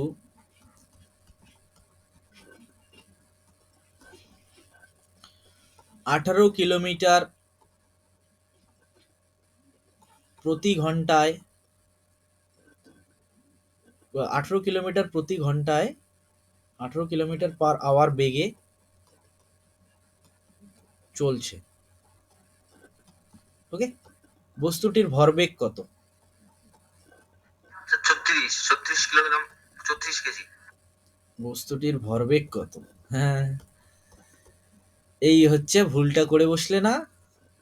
আমি তো এই জন্যই প্রশ্নটা দিলাম, আমি এই জন্যই প্রশ্নটা দিলাম যে তোমাদেরকে আরো কিছু আমি এখান থেকে জিনিস শেখাবো জন্য, বোঝাবো জন্য। তুমি কি করলে, ডাইরেক্ট 2 আর 18 গুণ করে দিলে, কিন্তু গুণ করে দেওয়ার আগে তুমি ভাবলে না যে ভরের একক আর গতিবেগের বা বেগের একক কি সেম এককে আছে এই দুটো। এটা কি কেজিটা কি এসআই একক, তাই না? আর কিলোমিটার প্রতি ঘন্টা এটা কি এসআই একক? না স্যার, এসআই হবে না। হ্যাঁ, তাহলে এটাকে আগে এসআই এককে নিয়ে যেতে হবে, তাই না? তারপরে তুমি গুণ করতে পারো। কথা বুঝছো? হ্যাঁ স্যার। হ্যাঁ, ভুলটা করেছো এখানে। হ্যাঁ, কারণ দুটো হচ্ছে, দেখো ফিজিক্সে এই জিনিসটা তোমাকে, দেখো তোমাকে, তুমি যখন দেখবে, মানে দেখবে না, যখনই যে কোনো নিউমেরিক্যালস দেখবে, তুমি একবার চোখ বুলিয়ে নেবে, যতগুলো তোমাকে দেওয়া থাকবে ভৌত রাশি, সেই ভৌত রাশিগুলোর একক কি সেম এককে দেওয়া আছে, নাকি কোনো এককের বদলানো দরকার, আমার এককে কনভার্ট করা দরকার পড়ে কিনা, সেই জিনিসটা কিন্তু লক্ষ্য দিতে হবে। মানে তুমি করে দিয়ে আসলে সেম, মানে তুমি সঠিক ফর্মুলা ইউজ করে এসেও তোমার প্রবলেম ভুল হবে, যদি না তুমি এই জিনিসটাতে ধ্যান দাও। যদি আলাদা আলাদা এককে দেওয়া থাকে, তাহলে কিন্তু সেই জিনিসটাকে তোমাকে লক্ষ্য দিতে হবে। কথা বুঝছো? তাহলে এবার বলো, এবার বলো তো কত হবে?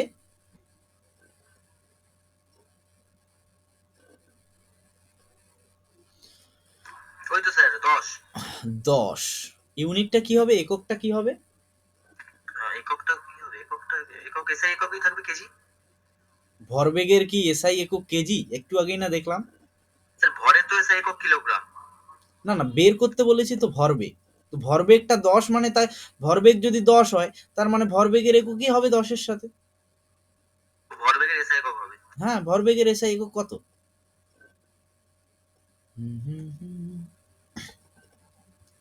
এখানে এম দেওয়া আছে 2 কেজি, মানে বস্তুর ভরটা দেওয়া আছে 2 কেজি। আর কি দেওয়া আছে, বস্তুটার বেগ দেওয়া আছে, অর্থাৎ ভি দেওয়া আছে কত, 18 কিলোমিটার প্রতি ঘন্টা। ওকে, এবার দেখো, এটা এসআই একক আছে, এটাকেও আমাকে এসআই এককে নিতে হবে। তো বেগের এসআই একক কি, বেগের এসআই একক হচ্ছে মিটার পার সেকেন্ড। সো এই কিলোমিটার প্রতি ঘন্টাটাকে আমাকে প্রথমে মিটার পার সেকেন্ডে নিয়ে যেতে হবে। ওকে, তো তোমরা একটা জিনিস বলো তো, আমি বলেছিলাম যে কিলোমিটার প্রতি ঘন্টা থেকে মিটার পার সেকেন্ডে গেলে আমি একটা, 5/18 দিয়ে গুণ করবো। হ্যাঁ আমি একটা জিনিস দিয়ে গুণ করতে শিখিয়েছিলাম তোমাদের, যে ডাইরেক্ট করবে ওটা তাহলেই হয়ে যাবে। সেটা হচ্ছে কি 5/18। ওকে, তাহলে এটাকে যদি তুমি 5/18 দিয়ে গুণ করো তাহলে পেয়ে যাবে কত, 5/18। তাহলে এটা কত হচ্ছে, মিটার পার সেকেন্ড হয়ে যাবে। ওকে, তাহলে 18 18 ক্যান্সেল, তাহলে কি পাচ্ছ তুমি, 5 মিটার পার সেকেন্ড। এবার কি, এবার এইটা, সরি, এবার এই যে এটা ভর আর বেগ দুটোই সেম এককে চলে আসছে, অর্থাৎ দুটোই এসআই এককে চলে আসছে। এখন তুমি ভরবেগ বের করতে পারো। ভরবেগের ফর্মুলা কি, ভরবেগের ফর্মুলা আমরা জানি পি সমান সমান এম ইন্টু ভি। ওকে, তাহলে এম কত, এম হচ্ছে 2, ভি কত, ভি হচ্ছে 5, তাহলে কত হলো 10। কোন একক, এসআই একক। এসআই একক কি, একটু আগেই দেখলাম, কেজি মিটার পার সেকেন্ড। বলো, সবার কাছে ক্লিয়ার? হ্যাঁ স্যার। ওকে, এবার আমি একটা প্রশ্ন দিচ্ছি। একটি 2 কেজি ভরের, একটি 2 কেজি ভরের বস্তুর ভরবেগ 50 কেজি মিটার পার সেকেন্ড হলে, কেজি মিটার পার সেকেন্ড হলে বস্তুটির বেগ কত, বস্তুটির বেগ কত, বলো। একটি 2 কেজি ভরের বস্তুর ভরবেগ 50 কেজি মিটার পার সেকেন্ড হলে বস্তুটির বেগ কত? স্যার সূত্রটা জানি বেশ কিছু sir, P equals to P equals to m into v, P equals to m into v। ভর বেগ, ভর গুণ বেগ, সিম্পলি প্রথমেই বললাম তো, ভরবেগ সমান সমান ভর গুণ বেগ। ভরবেগকে পি দিয়ে লিখি, ওকে, ভরকে এম দিয়ে লিখি, বেগকে ভি দিয়ে লিখি। ওই তো স্যার 25, স্যার 25 হ্যাঁ। 25 কেজি, কেজি কেন কেজি, 25 স্যার। 25 কেজি কি, না স্যার, কেজি না স্যার, মিটার পার সেকেন্ড। হ্যাঁ বেগ বের করতে বলেছি তো, বেগের একক হবে। হ্যাঁ, কেজি কেজি কেটে গেছে স্যার। হ্যাঁ, তো আমরা জানি P equal to M V, ভরবেগ সমান সমান ভর গুণ বেগ। ওকে, এখানে কে কে দেওয়া আছে, এখানে এম দেওয়া আছে, এম দেওয়া আছে 2 কেজি, অর্থাৎ ভর। এম কেন লিখি, এম হচ্ছে মাস। ওকে, ইংরেজিতে এম ফর মাস। ওকে, সেজন্য ভরটাকে এম দিয়ে লিখি। আর বেগকে কেন ভি দিয়ে লিখি, কারণ ভি ফর হচ্ছে ভেলোসিটি। হ্যাঁ, জিনিসগুলোকে কিন্তু কনফিউশন করবে না। ইংলিশ টার্মগুলো আমি এই কারণেই বলছি যাতে তোমাদের মানে বুঝতে অসুবিধা না হয়। এম ফর মাস, এই জন্য ভরকে এম দিয়ে লিখি, আর ভি ফর ভেলোসিটি। ওকে, তাহলে এটা কি হয়ে গেল, মাঝে মাঝে স্যার ভুলি যায় স্যার, ভি মানে ওখানে স্যার ফাইনাল ভেলোসিটি হচ্ছিল তো, এবারে এখন ভেলোসিটি হয়ে যাচ্ছে শুধু, এই জায়গাগুলো একটু হ্যাঁ ভুলে এখানে যাচ্ছি। শুধু ভেলোসিটি, কারণ এখানে ফাইনাল আর ইনিশিয়ালের ব্যাপার নাই, তাই না? হ্যাঁ স্যার বুঝতে কথাটা পারছি। বোঝো, এখানে তো ফাইনাল আর ইনিশিয়ালের ব্যাপার নাই, তাই না? সো এখানে সিম্পলি হ্যাঁ ভেলোসিটি। ওকে, আর বুঝতে যখন পারছি। ওই গতিবিদ্যায় চলে যাব কাইনেমেটিক্সে, তখন আবার দুইটা ভেলোসিটি, মানে আদি আর অন্তিম। ওকে, তখন ইনিশিয়াল আর ফাইনাল চলে আসে, ইউ আর ভি চলে আসে তখন। ওকে, তো আমাদের এখানে ভি দেওয়া নেই, তো কি দেওয়া আছে, পি দেওয়া আছে না। পি কত, পি দেওয়া আছে 50 কেজি মিটার পার সেকেন্ড। ওকে, তাহলে এই দুটো ভ্যালু আমরা বসাতে, আমাদের কি বের করতে বলছে, ভি বের করতে বলেছে। তাহলে এখান থেকে প্রথমে ভি সমান সমান কি লিখতে পারি, ভি সমান সমান পি বাই এম লিখতে পারি, তাই না? এমটা এদিকে আসলে ডিভাইড হয়ে যাবে, তাহলে ভি সমান সমান পি বাই এম। তাহলে ভি সমান সমান কত, পি এর ভ্যালু কত, পি হচ্ছে 50, এম কত, এম হচ্ছে 2, তাহলে কি হয়ে গেল 25। ওকে, বেগের একক কি, বেগের একক হচ্ছে মিটার পার সেকেন্ড, তাহলে হয়ে গেল 25 মিটার পার সেকেন্ড। ওকে, তাহলে এই হচ্ছে ভরবেগ সম্পর্কে ডাইরেক্ট তোমাকে এইভাবে প্রবলেম দিতে পারে। স্যার, স্যার, পরীক্ষায় স্যার যখন স্যার অর গুলো দেবে তখন তো স্যার একক গুলো চেঞ্জ করে দিতে পারে না? আরেকবার বলো, বুঝলাম না কথাটা একটু। স্যার পরীক্ষায় যখন স্যার কোশ্চেনের অর গুলো দেখবে, মানে অ্যান্সারের অর দেবে, চারটে অর থাকবে তো হ্যাঁ অ্যান্সারে। হ্যাঁ হ্যাঁ, চারটে অপশন, অর বলে না ওগুলোকে, অপশন বলে। হ্যাঁ হ্যাঁ স্যার, তো তখন স্যার একক গুলো তো চেঞ্জ করে দিতে পারে, যেমন এখানে মিটার পার সেকেন্ড, হ্যাঁ ওখানে সেন্টিমিটার পার সেকেন্ড হ্যাঁ, দিয়ে দিল। দিতেই পারে, দিতেই পারে, তোমাকে কিন্তু কনফিউজ, 25টা 25 থাকলো। হ্যাঁ তোমাকে কনফিউজ করানোর জন্য দিয়েই দিল। আচ্ছা স্যার, আচ্ছা। দিতেই পারে, না দেওয়ার কিচ্ছু নেই, দেয়, ঠিক আছে, অপশনে অনেক সময় তো দিয়ে দেয় আর কি। তোমাকে কনফিউজ করার জন্য। মানে তোমাকে ওই একটা কোশ্চেনের মধ্যে তোমার সবকিছু যাচাই করে নিল, যে ইউনিটটাও জানে কিনা স্টুডেন্টটা, একটু দেখি তো। কথা বুঝছো? আচ্ছা স্যার। হ্যাঁ হ্যাঁ স্যার। হ্যাঁ। সো দিতেই পারে, এই জন্য এককগুলোও ইম্পর্টেন্ট। হ্যাঁ, এককগুলো কেন বারবার মানে জোর দিয়ে আমি পড়াচ্ছি তোমাদের, বোঝাচ্ছি, কারণ স্যার হচ্ছে এখানে স্যার কিলোগ্রামটা কেটে গেল তাই তো স্যার, মানে 50 কেজি আর নিচে 2 কেজি বলে কেজিটা কেটে গিয়ে হ্যাঁ মিটার পার সেকেন্ড হয়ে গেল হ্যাঁ তাই তো? হ্যাঁ, এককও কাটে তো, ওইভাবেই তো কাটে একক, ওইভাবে কেটেই তো এটা আসে। ওকে, অথবা তুমি ডাইরেক্ট এভাবেও বলতে পারো, তো বেগ, এটা তো বেগ তাই না? এবার এগুলো কি আছে, এসআই এককে দেওয়া আছে দুটোই, তার মানে কি বেগের এসআই একক হবে, তাহলে সেভাবেও ডাইরেক্টলি পুট করতে পারো তুমি। অথবা তুমি যদি আচ্ছা মনে করো যে স্যার ওপরে তো কেজি মিটার পার সেকেন্ড আছে আর নিজে কেজি আছে, তাহলে কেজি কেজি কেটে গেল, তাহলে শুধু এটা থাকবে, হ্যাঁ সেভাবেও ভাবতে পারো। ওকে। ঠিক আছে হুম। ঠিক আছে স্যার।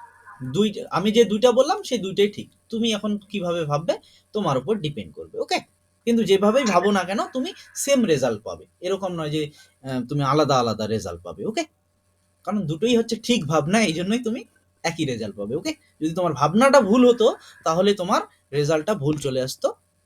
ওকে, তাহলে চলো এবার দেখো ভরবেগ তো পড়ে নিলাম, এবার আমরা আসবো কোথায়, এবার আমরা আরো ফিরে আসবো কোথায় বলো তো, এবার আমরা আরো ফিরে আসবো বল সম্পর্কে, এবং বল সম্পর্কে, বলের একক সম্পর্কে আমরা এখনো পড়িনি। ওকে, বলের একক সম্পর্কে পড়ার আগে আমরা আরেকটা জিনিস দেখে নেব, সেটা হচ্ছে কি, এই যে নিউটনের যে দ্বিতীয় গতিসূত্রটা, এটা দ্বিতীয় গতিসূত্রের গাণিতিক একটা রূপ আছে। ওকে, গাণিতিক রূপ, এই গাণিতিক রূপটা ইম্পর্টেন্ট। ওকে, দ্বিতীয় গতিসূত্রের গাণিতিক রূপ, এটা তোমরা এখানেই অ্যাড করতে পারো।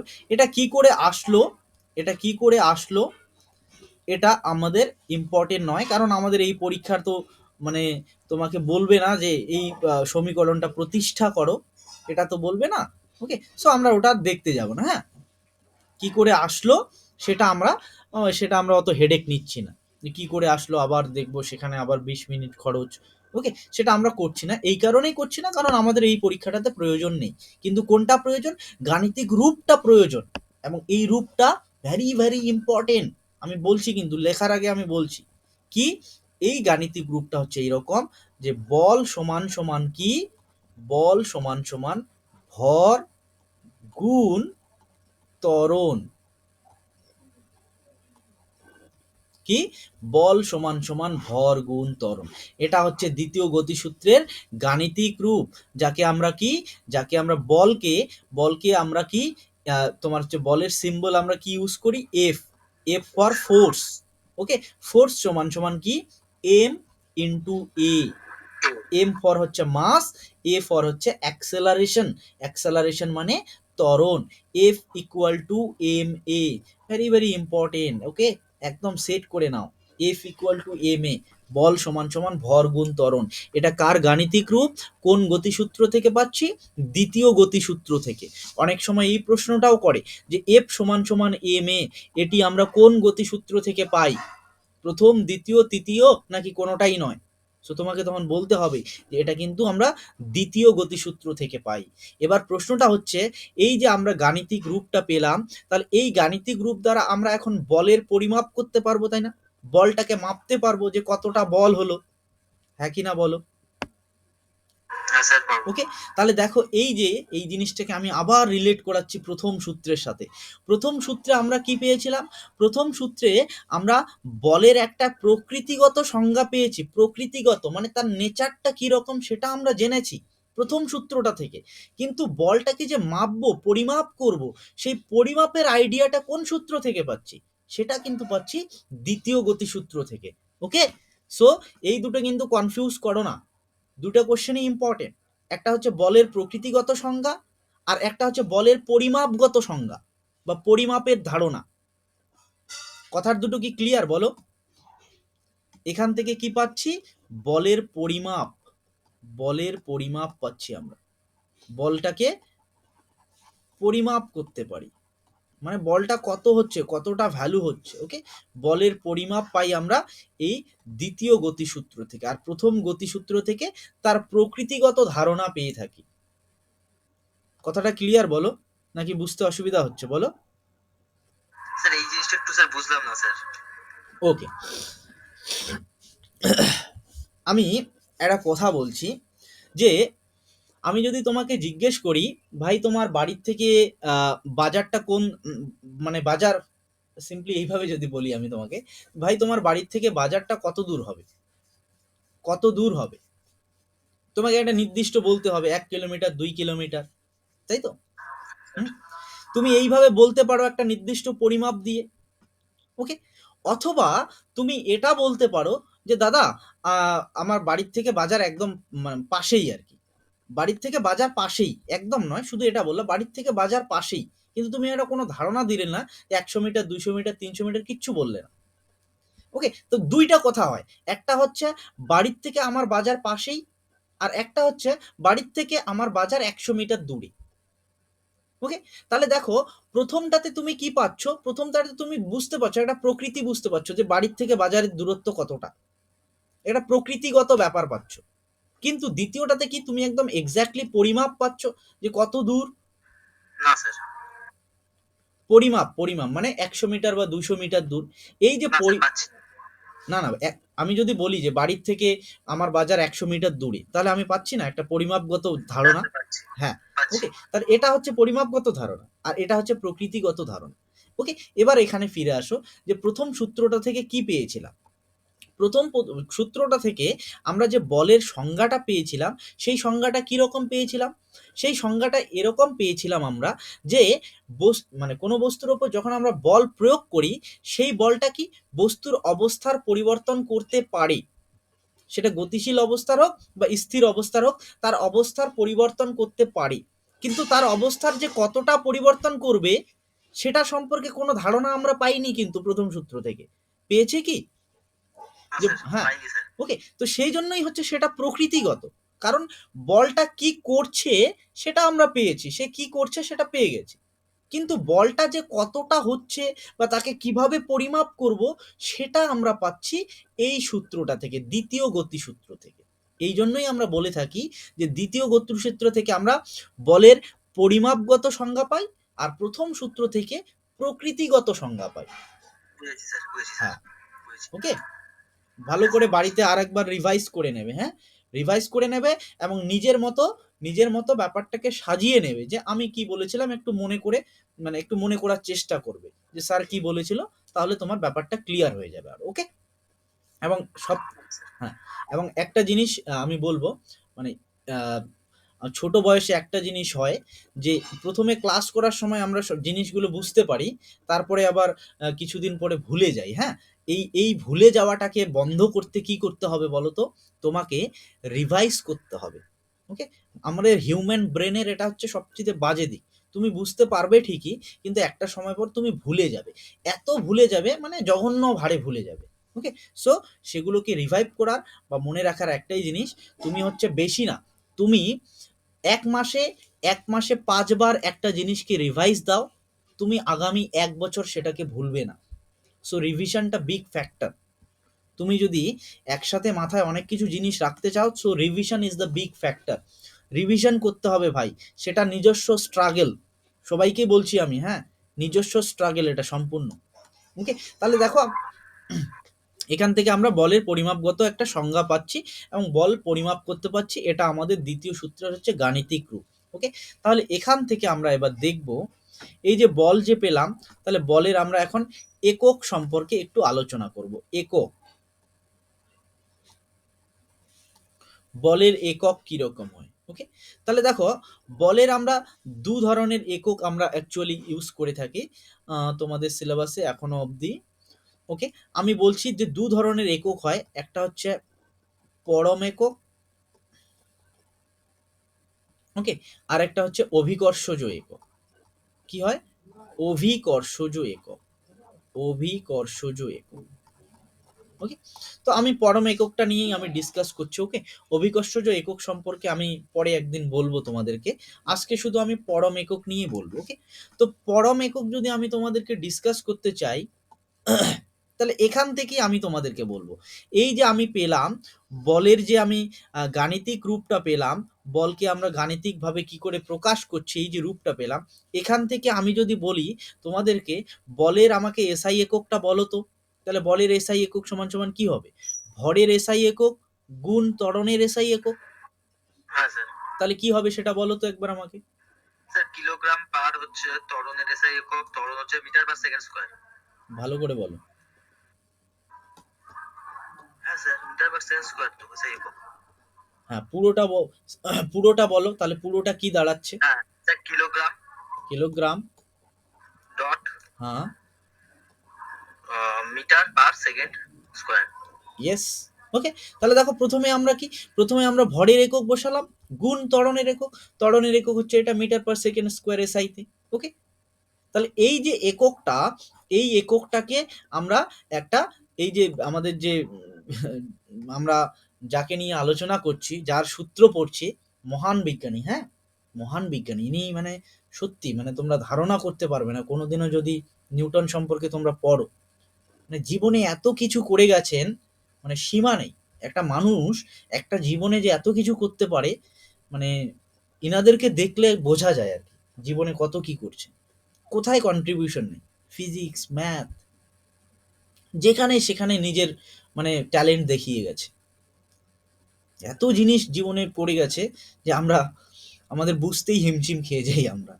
অথচ উনি এই একই জীবনে এগুলো করে গেছেন, মানে একদম নিউ আইডিয়া দিয়ে গেছেন। আর উনার আগে আর কেউ করেনি, অথচ উনি দিয়ে গেছেন। তার নাম কি? কার সম্পর্কে বলছি? Newton sir. ইয়াস। এই যে এককটা, এই এককটারই আমরা অন্য নাম কি হিসাবে জানি? নিউটন।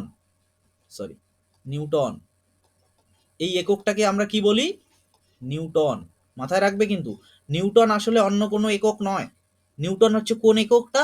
এই যে এককটা পেলাম, KG metre per second square, এই এককটাকেই আমরা নিউটনের নাম অনুসারে নিউটন বলে থাকি। মনে থাকবে কি?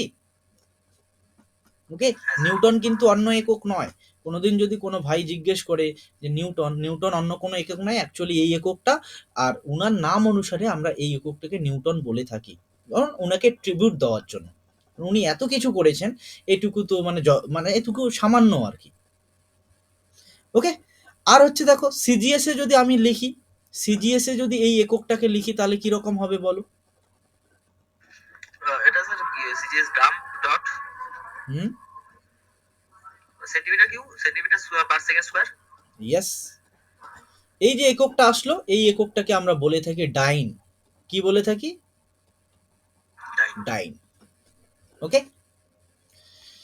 ওকে, চলো এবার আমি একটু আসি। আচ্ছা, এই অবধি বোঝা যাবে না? হ্যাঁ বোঝা যাবে। তাহলে আমি একটু লিখি। ওকে, এবার আমরা আসি। তাহলে তাহলে আমরা এক নিউটন মানে কি বুঝি আর এক ডাইন মানে কি বুঝি, সেটা নিয়ে একটু আমরা ডিসকাশন করব। যে স্যার, আমরা এক নিউটন ফোর্স মানে কি বুঝে থাকি, আর এক ডাইন ফোর্স বা এক ডাইন বল মানে কি বুঝে থাকি। ওকে, তাহলে প্রথমে আমি বলছি এক নিউটন। ওকে, নিউটনকে আমরা ক্যাপিটাল এন দিয়ে লিখি। কি দিয়ে লিখি? ক্যাপিটাল এন দিয়ে। আর ডাইনকে এইভাবে ডি ওয়াই এন ই লেখে, ঠিক আছে? তাহলে ওয়ান নিউটন মানে কি বুঝি? ওয়ান নিউটন মানে কি? ওয়ান নিউটন মানে কি? সিম্পলি এটা 1 KG into metre per second square, এটা, তাই না? কারণ 1 নিউটন আর 1 KG metre per second square একই জিনিস, সেম জিনিস। সো আমি তো এটা লিখতেই পারি, তাই না? এবার এই যে 1 KG into metre per second square, এটাকে কি আমি এভাবে লিখতে পারি? 1 কেজি গুণ 1 মিটার পার সেকেন্ড স্কোয়ার। ওকে, হ্যাঁ স্যার। লিখতে পারি। ওকে, তাহলে এই যে আমি ইয়েটা লিখলাম, রিলেশনটা, সম্পর্কটা, এই সম্পর্কটা থেকে আমরা এক নিউটনের ধারণা পেতে পারি। এক নিউটনের ধারণাটা কি? ভালো করে আমার কথাটা শোনো, হ্যাঁ, আমি একবার নয় দুবার বলবো, কিন্তু ভালো করে শোনো। যে এই যে প্রথমে যে আমি 1 কেজি লিখেছি, তার মানে এটা কি বোঝাচ্ছে? যে কোনো একটা বস্তুর ভর 1 কেজি, তাই না? আর 1 মিটার পার সেকেন্ড স্কোয়ার লিখেছি, এটা কি বোঝাচ্ছে? এটা কোনো একটা বস্তুর ত্বরণ বোঝাচ্ছে 1 মিটার পার সেকেন্ড স্কোয়ার। ওকে, তাহলে দেখো, 1 নিউটন ফোর্স, আমরা সেই পরিমাণ ফোর্সটাকে বলে থাকি, ভালো করে শোনো, 1 নিউটন ফোর্স, আমরা সেই পরিমাণ ফোর্সকে বলে থাকি, ফোর্স মানে বল।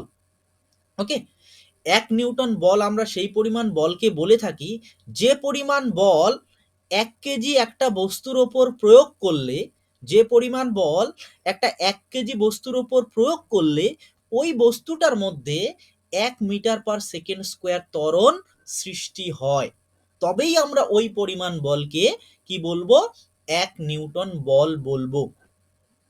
কথাটা ভালো করে বোঝো, যে এক নিউটন হচ্ছে সেই পরিমাণ বল, যে পরিমাণ বল আমরা একটা 1 কেজি বস্তুর ওপর প্রয়োগ করলে এই বস্তুটার ত্বরণ কত হয়, 1 মিটার/সেকেন্ড স্কোয়ার হয়। তাহলে আমরা ওই বলটাকে বলবো, ওই পরিমাণ বলটাকে বলবো কি, 1 নিউটন বল। সবার কাছে কি ক্লিয়ার বলো? হ্যাঁ স্যার। ওকে। সিমিলারলি এবার যদি আমি ডাইনের কথা বলি, যে এক ডাইন বল তাহলে কাকে বলবো, তাহলে সেম ভাবে আমি লিখতে পারি যে এক ডাইন মানে কি, এক ডাইন মানে কি গ্রাম সেন্টিমিটার সেকেন্ড স্কোয়ার, তার মানে 1 গ্রাম সেন্টিমিটার সেকেন্ড স্কোয়ার। ওকে। এটাকেই এখন যদি আমি একটু ভেঙে লিখি, তাহলে 1 ডাইন সমান সমান আমি এটা লিখতে পারি যে 1 গ্রাম গুণ কি, 1 সেন্টিমিটার/সেকেন্ড স্কোয়ার। ওকে। এখানেও আমরা সেম ভাবে বলতে পারি, কি বলতে পারি, যে এক ডাইন ফোর্স মানে হচ্ছে ততটা পরিমাণ ফোর্স, যতটা পরিমাণ ফোর্স একটা 1 গ্রাম বস্তুর ওপর প্রয়োগ করলে বস্তুটার ত্বরণ কতটা হয়, 1 সেন্টিমিটার/সেকেন্ড স্কোয়ার হয়। ওকে। ভালো করে শুনে, একই জিনিস এখানে যা বললাম, এখানে শুধু কি 1 কেজি ছিল বস্তুটার ভর, তার মধ্যে 1 মিটার/সেকেন্ড স্কোয়ার ত্বরণ তৈরি করেছে। আর এখানে হচ্ছে বস্তুটার ভর 1 গ্রাম, আর ত্বরণ কত তৈরি করেছে, 1 সেন্টিমিটার/সেকেন্ড স্কোয়ার।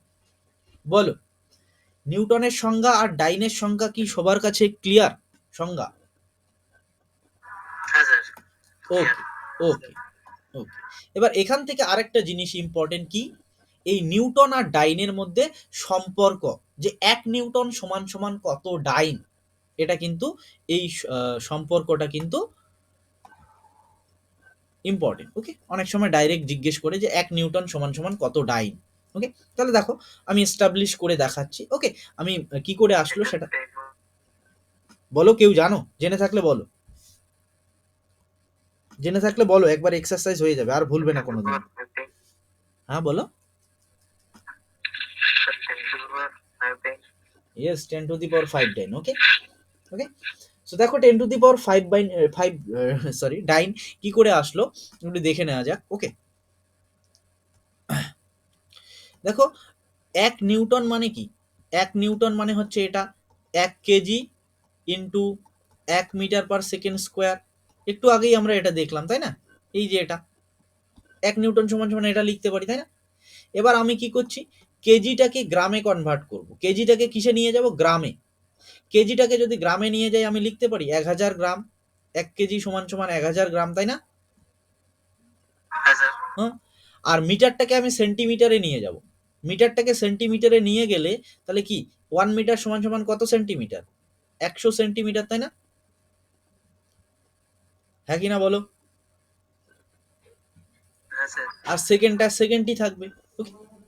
সেকেন্ডটা কোনো রকম চেঞ্জ হবে না, কারণ সময়ের একক কি, সিজিএস আর এসআই দুটোতেই হচ্ছে সেকেন্ড। সো সেটাকে আমি চেঞ্জ করলাম।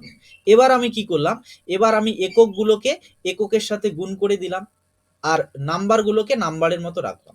তাহলে কি, এখানে আছে 1000 গুণ, এখানে আছে কত, 100, নাম্বারগুলো থাকলো, আর এককগুলোকে একসাথে লিখলাম। এককটা কি, গ্রাম সেন্টিমিটার/সেকেন্ড স্কোয়ার।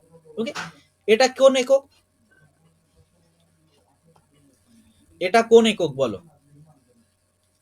গ্রাম সেন্টিমিটার/সেকেন্ড স্কোয়ার, এটা কি জিনিস, কোন একক? সিজিএস। এই সিজিএস একক বলের, যাকে আমরা কি, যাকে আমরা ডাইন নাম দিয়েছি। দেখো তো ভালো করে, এই যে জিনিসটা জুম করছি, কি সেটাকেই তো ডাইন বলতাম, হ্যাঁ কি না বলো? হ্যাঁ স্যার। সেটাই আছে তো এখানে, নাকি আলাদা আছে? সেটাই আছে। সেটাই আছে স্যার। হ্যাঁ। তার মানে তার জায়গায় আমি কি লিখতে পারি, আমি তার জায়গায় আমি ডাইন লিখতে পারি। অর্থাৎ তাহলে 1000 গুণ 100, এটা কত হবে, নাম্বারটা কত হবে 1000 গুণ 100 বলো? একের পরে পাঁচটা। একের পরে 5টা শূন্য, তাকেই আমরা 10⁵ লিখতে পারি, হ্যাঁ কিনা বলো? 10⁵ মানেই তো একের পরে 5টা শূন্য, তাই না? মানে 10 গুণ 10 হচ্ছে 5 বার গুণ হবে। ওকে। তাহলে 5টা শূন্য, সেজন্য এটাকে পাওয়ার কত হবে, 5। তাহলে 10⁵, আর এককটা কি দাঁড়াচ্ছে, এটা আসলে ডাইন একক। তাহলে কি হলো, 1 নিউটন সমান সমান 10⁵ dyne. Very very important relation. হ্যাঁ, অঙ্ক করার সময়ও কাজে লাগতে পারে, অথবা ডাইরেক্টও কোশ্চেন দিতে পারে। ওকে। অঙ্ক করার সময় অথবা ডাইরেক্ট যে কোনো জায়গায় কাজে লাগতে পারে। বলো, এবার তোমাদের বলো, কারো কিছু প্রশ্ন থাকলে বলো, কারো কিছু প্রশ্ন থাকলেও। নেই স্যার, বুঝতে পেরেছি স্যার আজকে। ওকে, চলো এবার তাহলে আমরা সিম্পলি এই যে দেখো, এখানে হচ্ছে এই যে সূত্রটা ইম্পর্টেন্ট, আমি আগেও বলেছি এফ ইকুয়াল টু এম এ, কোনোদিনও ভুলবে না কিন্তু, হ্যাঁ কোনোদিনও ভুলবে না। ওকে, এবার আসি আমরা, একটা প্রবলেম আমি করে দিই। ওকে, একটা প্রবলেম করে আজকের মধ্যে আমরা ক্লাসের ইতি জানি।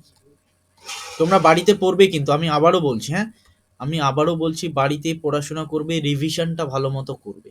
ওকে, ঠিক আছে স্যার। ওকে, ওকে। আমি এরকম বলছি যে 2 কেজি ভরের একটি বস্তুর ওপর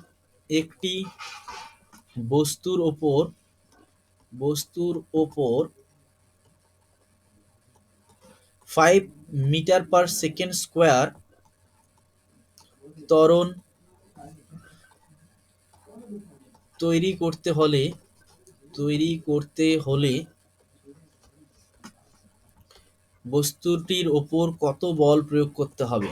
বস্তুটির ওপর কত বল প্রয়োগ করতে হবে?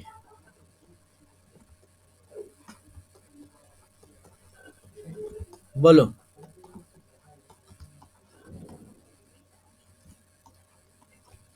2 কেজি ভরের একটি বস্তুর ওপর 5 মিটার/সেকেন্ড স্কোয়ার ত্বরণ তৈরি করতে হলে বস্তুটির ওপর কত বল প্রয়োগ করতে হবে? কতটা বল প্রয়োগ করতে হবে? বলো। Sir 10 sir. 10। দেখো, এই প্রবলেমটা কিন্তু একদম ইজি, হ্যাঁ এত সহজ প্রবলেম না দেওয়ার চান্সই বেশি। ওকে, কিন্তু আমাদের যেহেতু আমরা প্রথম শিখছি, আমাদের করা দরকার। আমরা এটা জানি, দ্বিতীয় গতিসূত্র থেকে এটা জানি, এফ ইকুয়াল টু এম এ। আমাদের কি কি দেওয়া আছে? আমাদের দেওয়া আছে এম দেওয়া আছে 2 কেজি। আর আমাদের কি দেওয়া আছে? এটা দেওয়া আছে ত্বরণ। ত্বরণকে কি দিয়ে লিখি আমরা? এ দিয়ে। অ্যাক্সেলারেশন কত দেওয়া আছে? 5 মিটার/সেকেন্ড স্কোয়ার।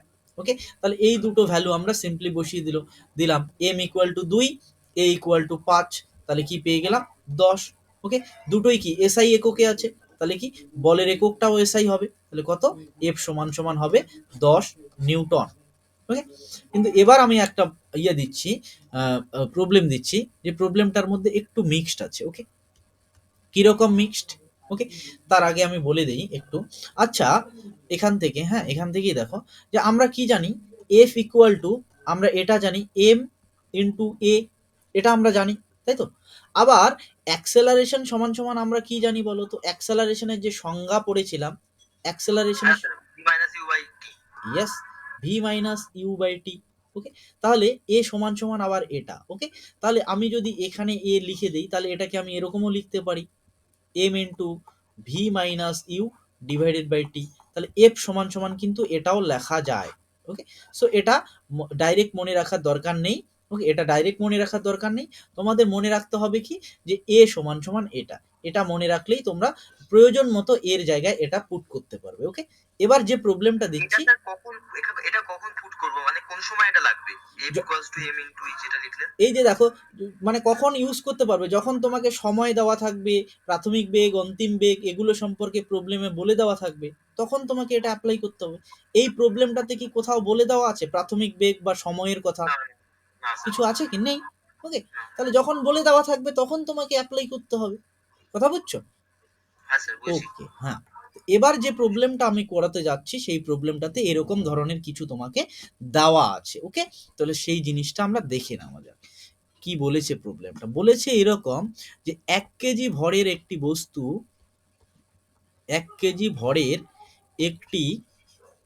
বস্তু 10 মিটার/সেকেন্ড বেগে গতিশীল।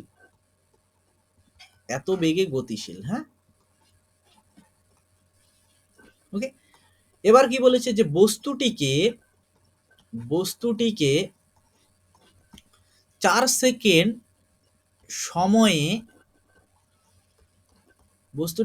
সেকেন্ড সময়ে থামানো হলো। ভালো করে বুঝবে কিন্তু প্রবলেমটা কি হয়েছে, 4 সেকেন্ড সময়ে থামানো হলো, অর্থাৎ কি এত বেগে যাচ্ছে, 4 সেকেন্ড সময় পরে বস্তুটাকে থামিয়ে দিল, তার মানে থামানো হলো। ওকে, তাহলে প্রশ্ন হচ্ছে এবার, বস্তুর ওপর প্রযুক্ত বল কত, বস্তুর ওপর কত বল প্রযুক্ত করা হলো, বস্তুর ওপর কত বল প্রযুক্ত করা হয়েছে বা প্রযুক্ত করা হলো।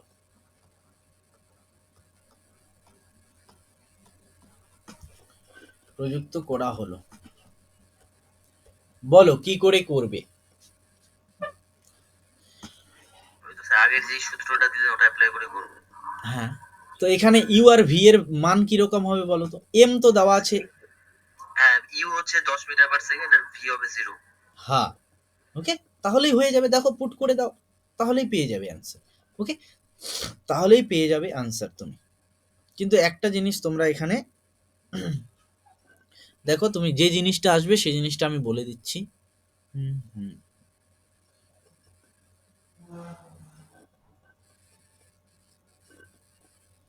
ওকে চলো, আগে দেখো তোমাকে কি কি আছে। হ্যাঁ, যখন নিউমেরিক্যালস করব আমরা, একটা জিনিস আমাদেরকে প্রথমে করতে হয় যে কি কি জিনিস দেওয়া আছে সেগুলো আগে লিখে নেওয়া উচিত।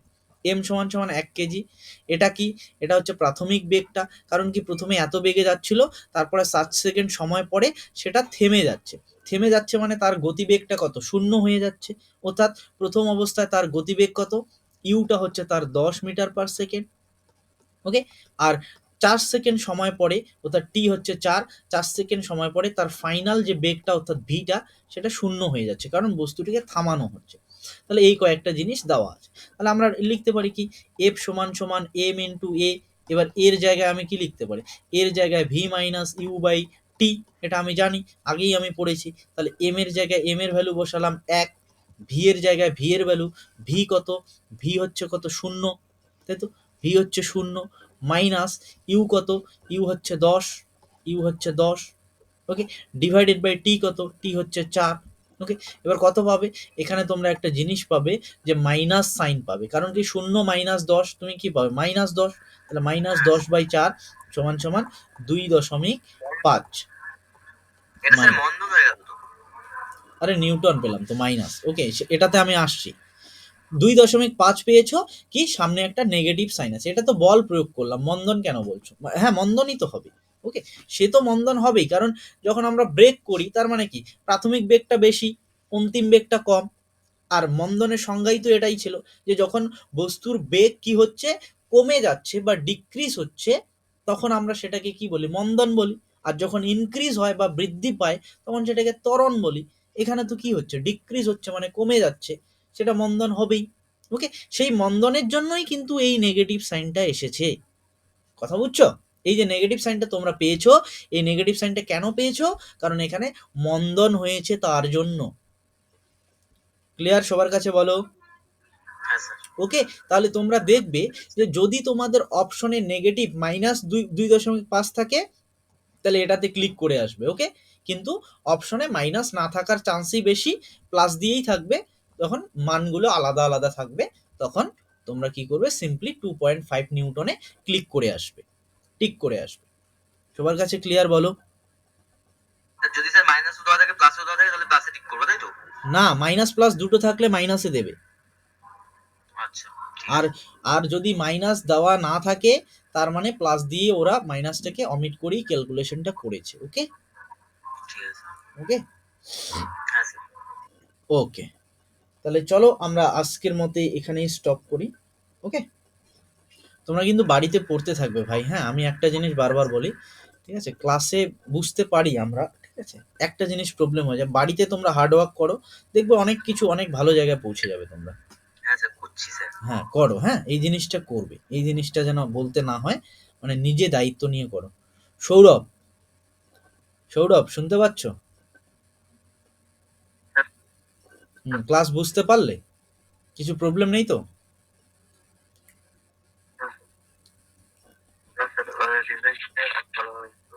হ্যাঁ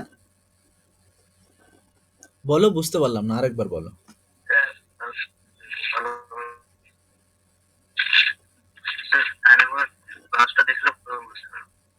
হ্যাঁ, তো বেশি দেরি করো না, ঠিক আছে? যদি মনে হয় যে কিছু আমার ইয়ে গেছে, মানে বুঝতে পারিনি, তাহলে আরেকবার দেখে নাও, এবং সেটা কিন্তু আমার নেক্সট ক্লাসের আগেই তুমি দেখে নাও ক্লিয়ারলি। আর যদি কোথাও প্রবলেম থাকে তাহলে সেটা মার্ক করে নিজে খাতায় কোশ্চেন লিখে রাখো যে আমার কোথায় প্রবলেম হচ্ছিল, আমি পরের দিন স্যারকে জিজ্ঞেস করব। সিদ্ধার্থ, কি খবর? সিদ্ধার্থ, বুঝতে পেরেছো ক্লাসটা? স্যার বুঝতে পেরেছি। ওকে, বাড়িতে আবার দেখো, রিভাইজ বুঝতে করো। পেরেছি স্যার। হ্যাঁ, বাড়িতে আবার রিভাইজ করে দেখো, যদি দেখো যখন আমরা ক্লিয়ারলি বুঝতে পারি তখন আমাদের হ্যাঁ প্রবলেমও অনেক কিছু হয়, হ্যাঁ হ্যাঁ? ঠিক আছে? সো তুমি আরেকবার করে রিভাইজ করো, দেখো যদি কিছু প্রবলেম পাও, ঠিক আছে? ওকে, চলো, তাহলে আমরা সেশনটা এন্ড করছি, হ্যাঁ? ওকে, চলো সায়ন। হ্যাঁ স্যার, ঠিক আছে। ওকে। হ্যাঁ।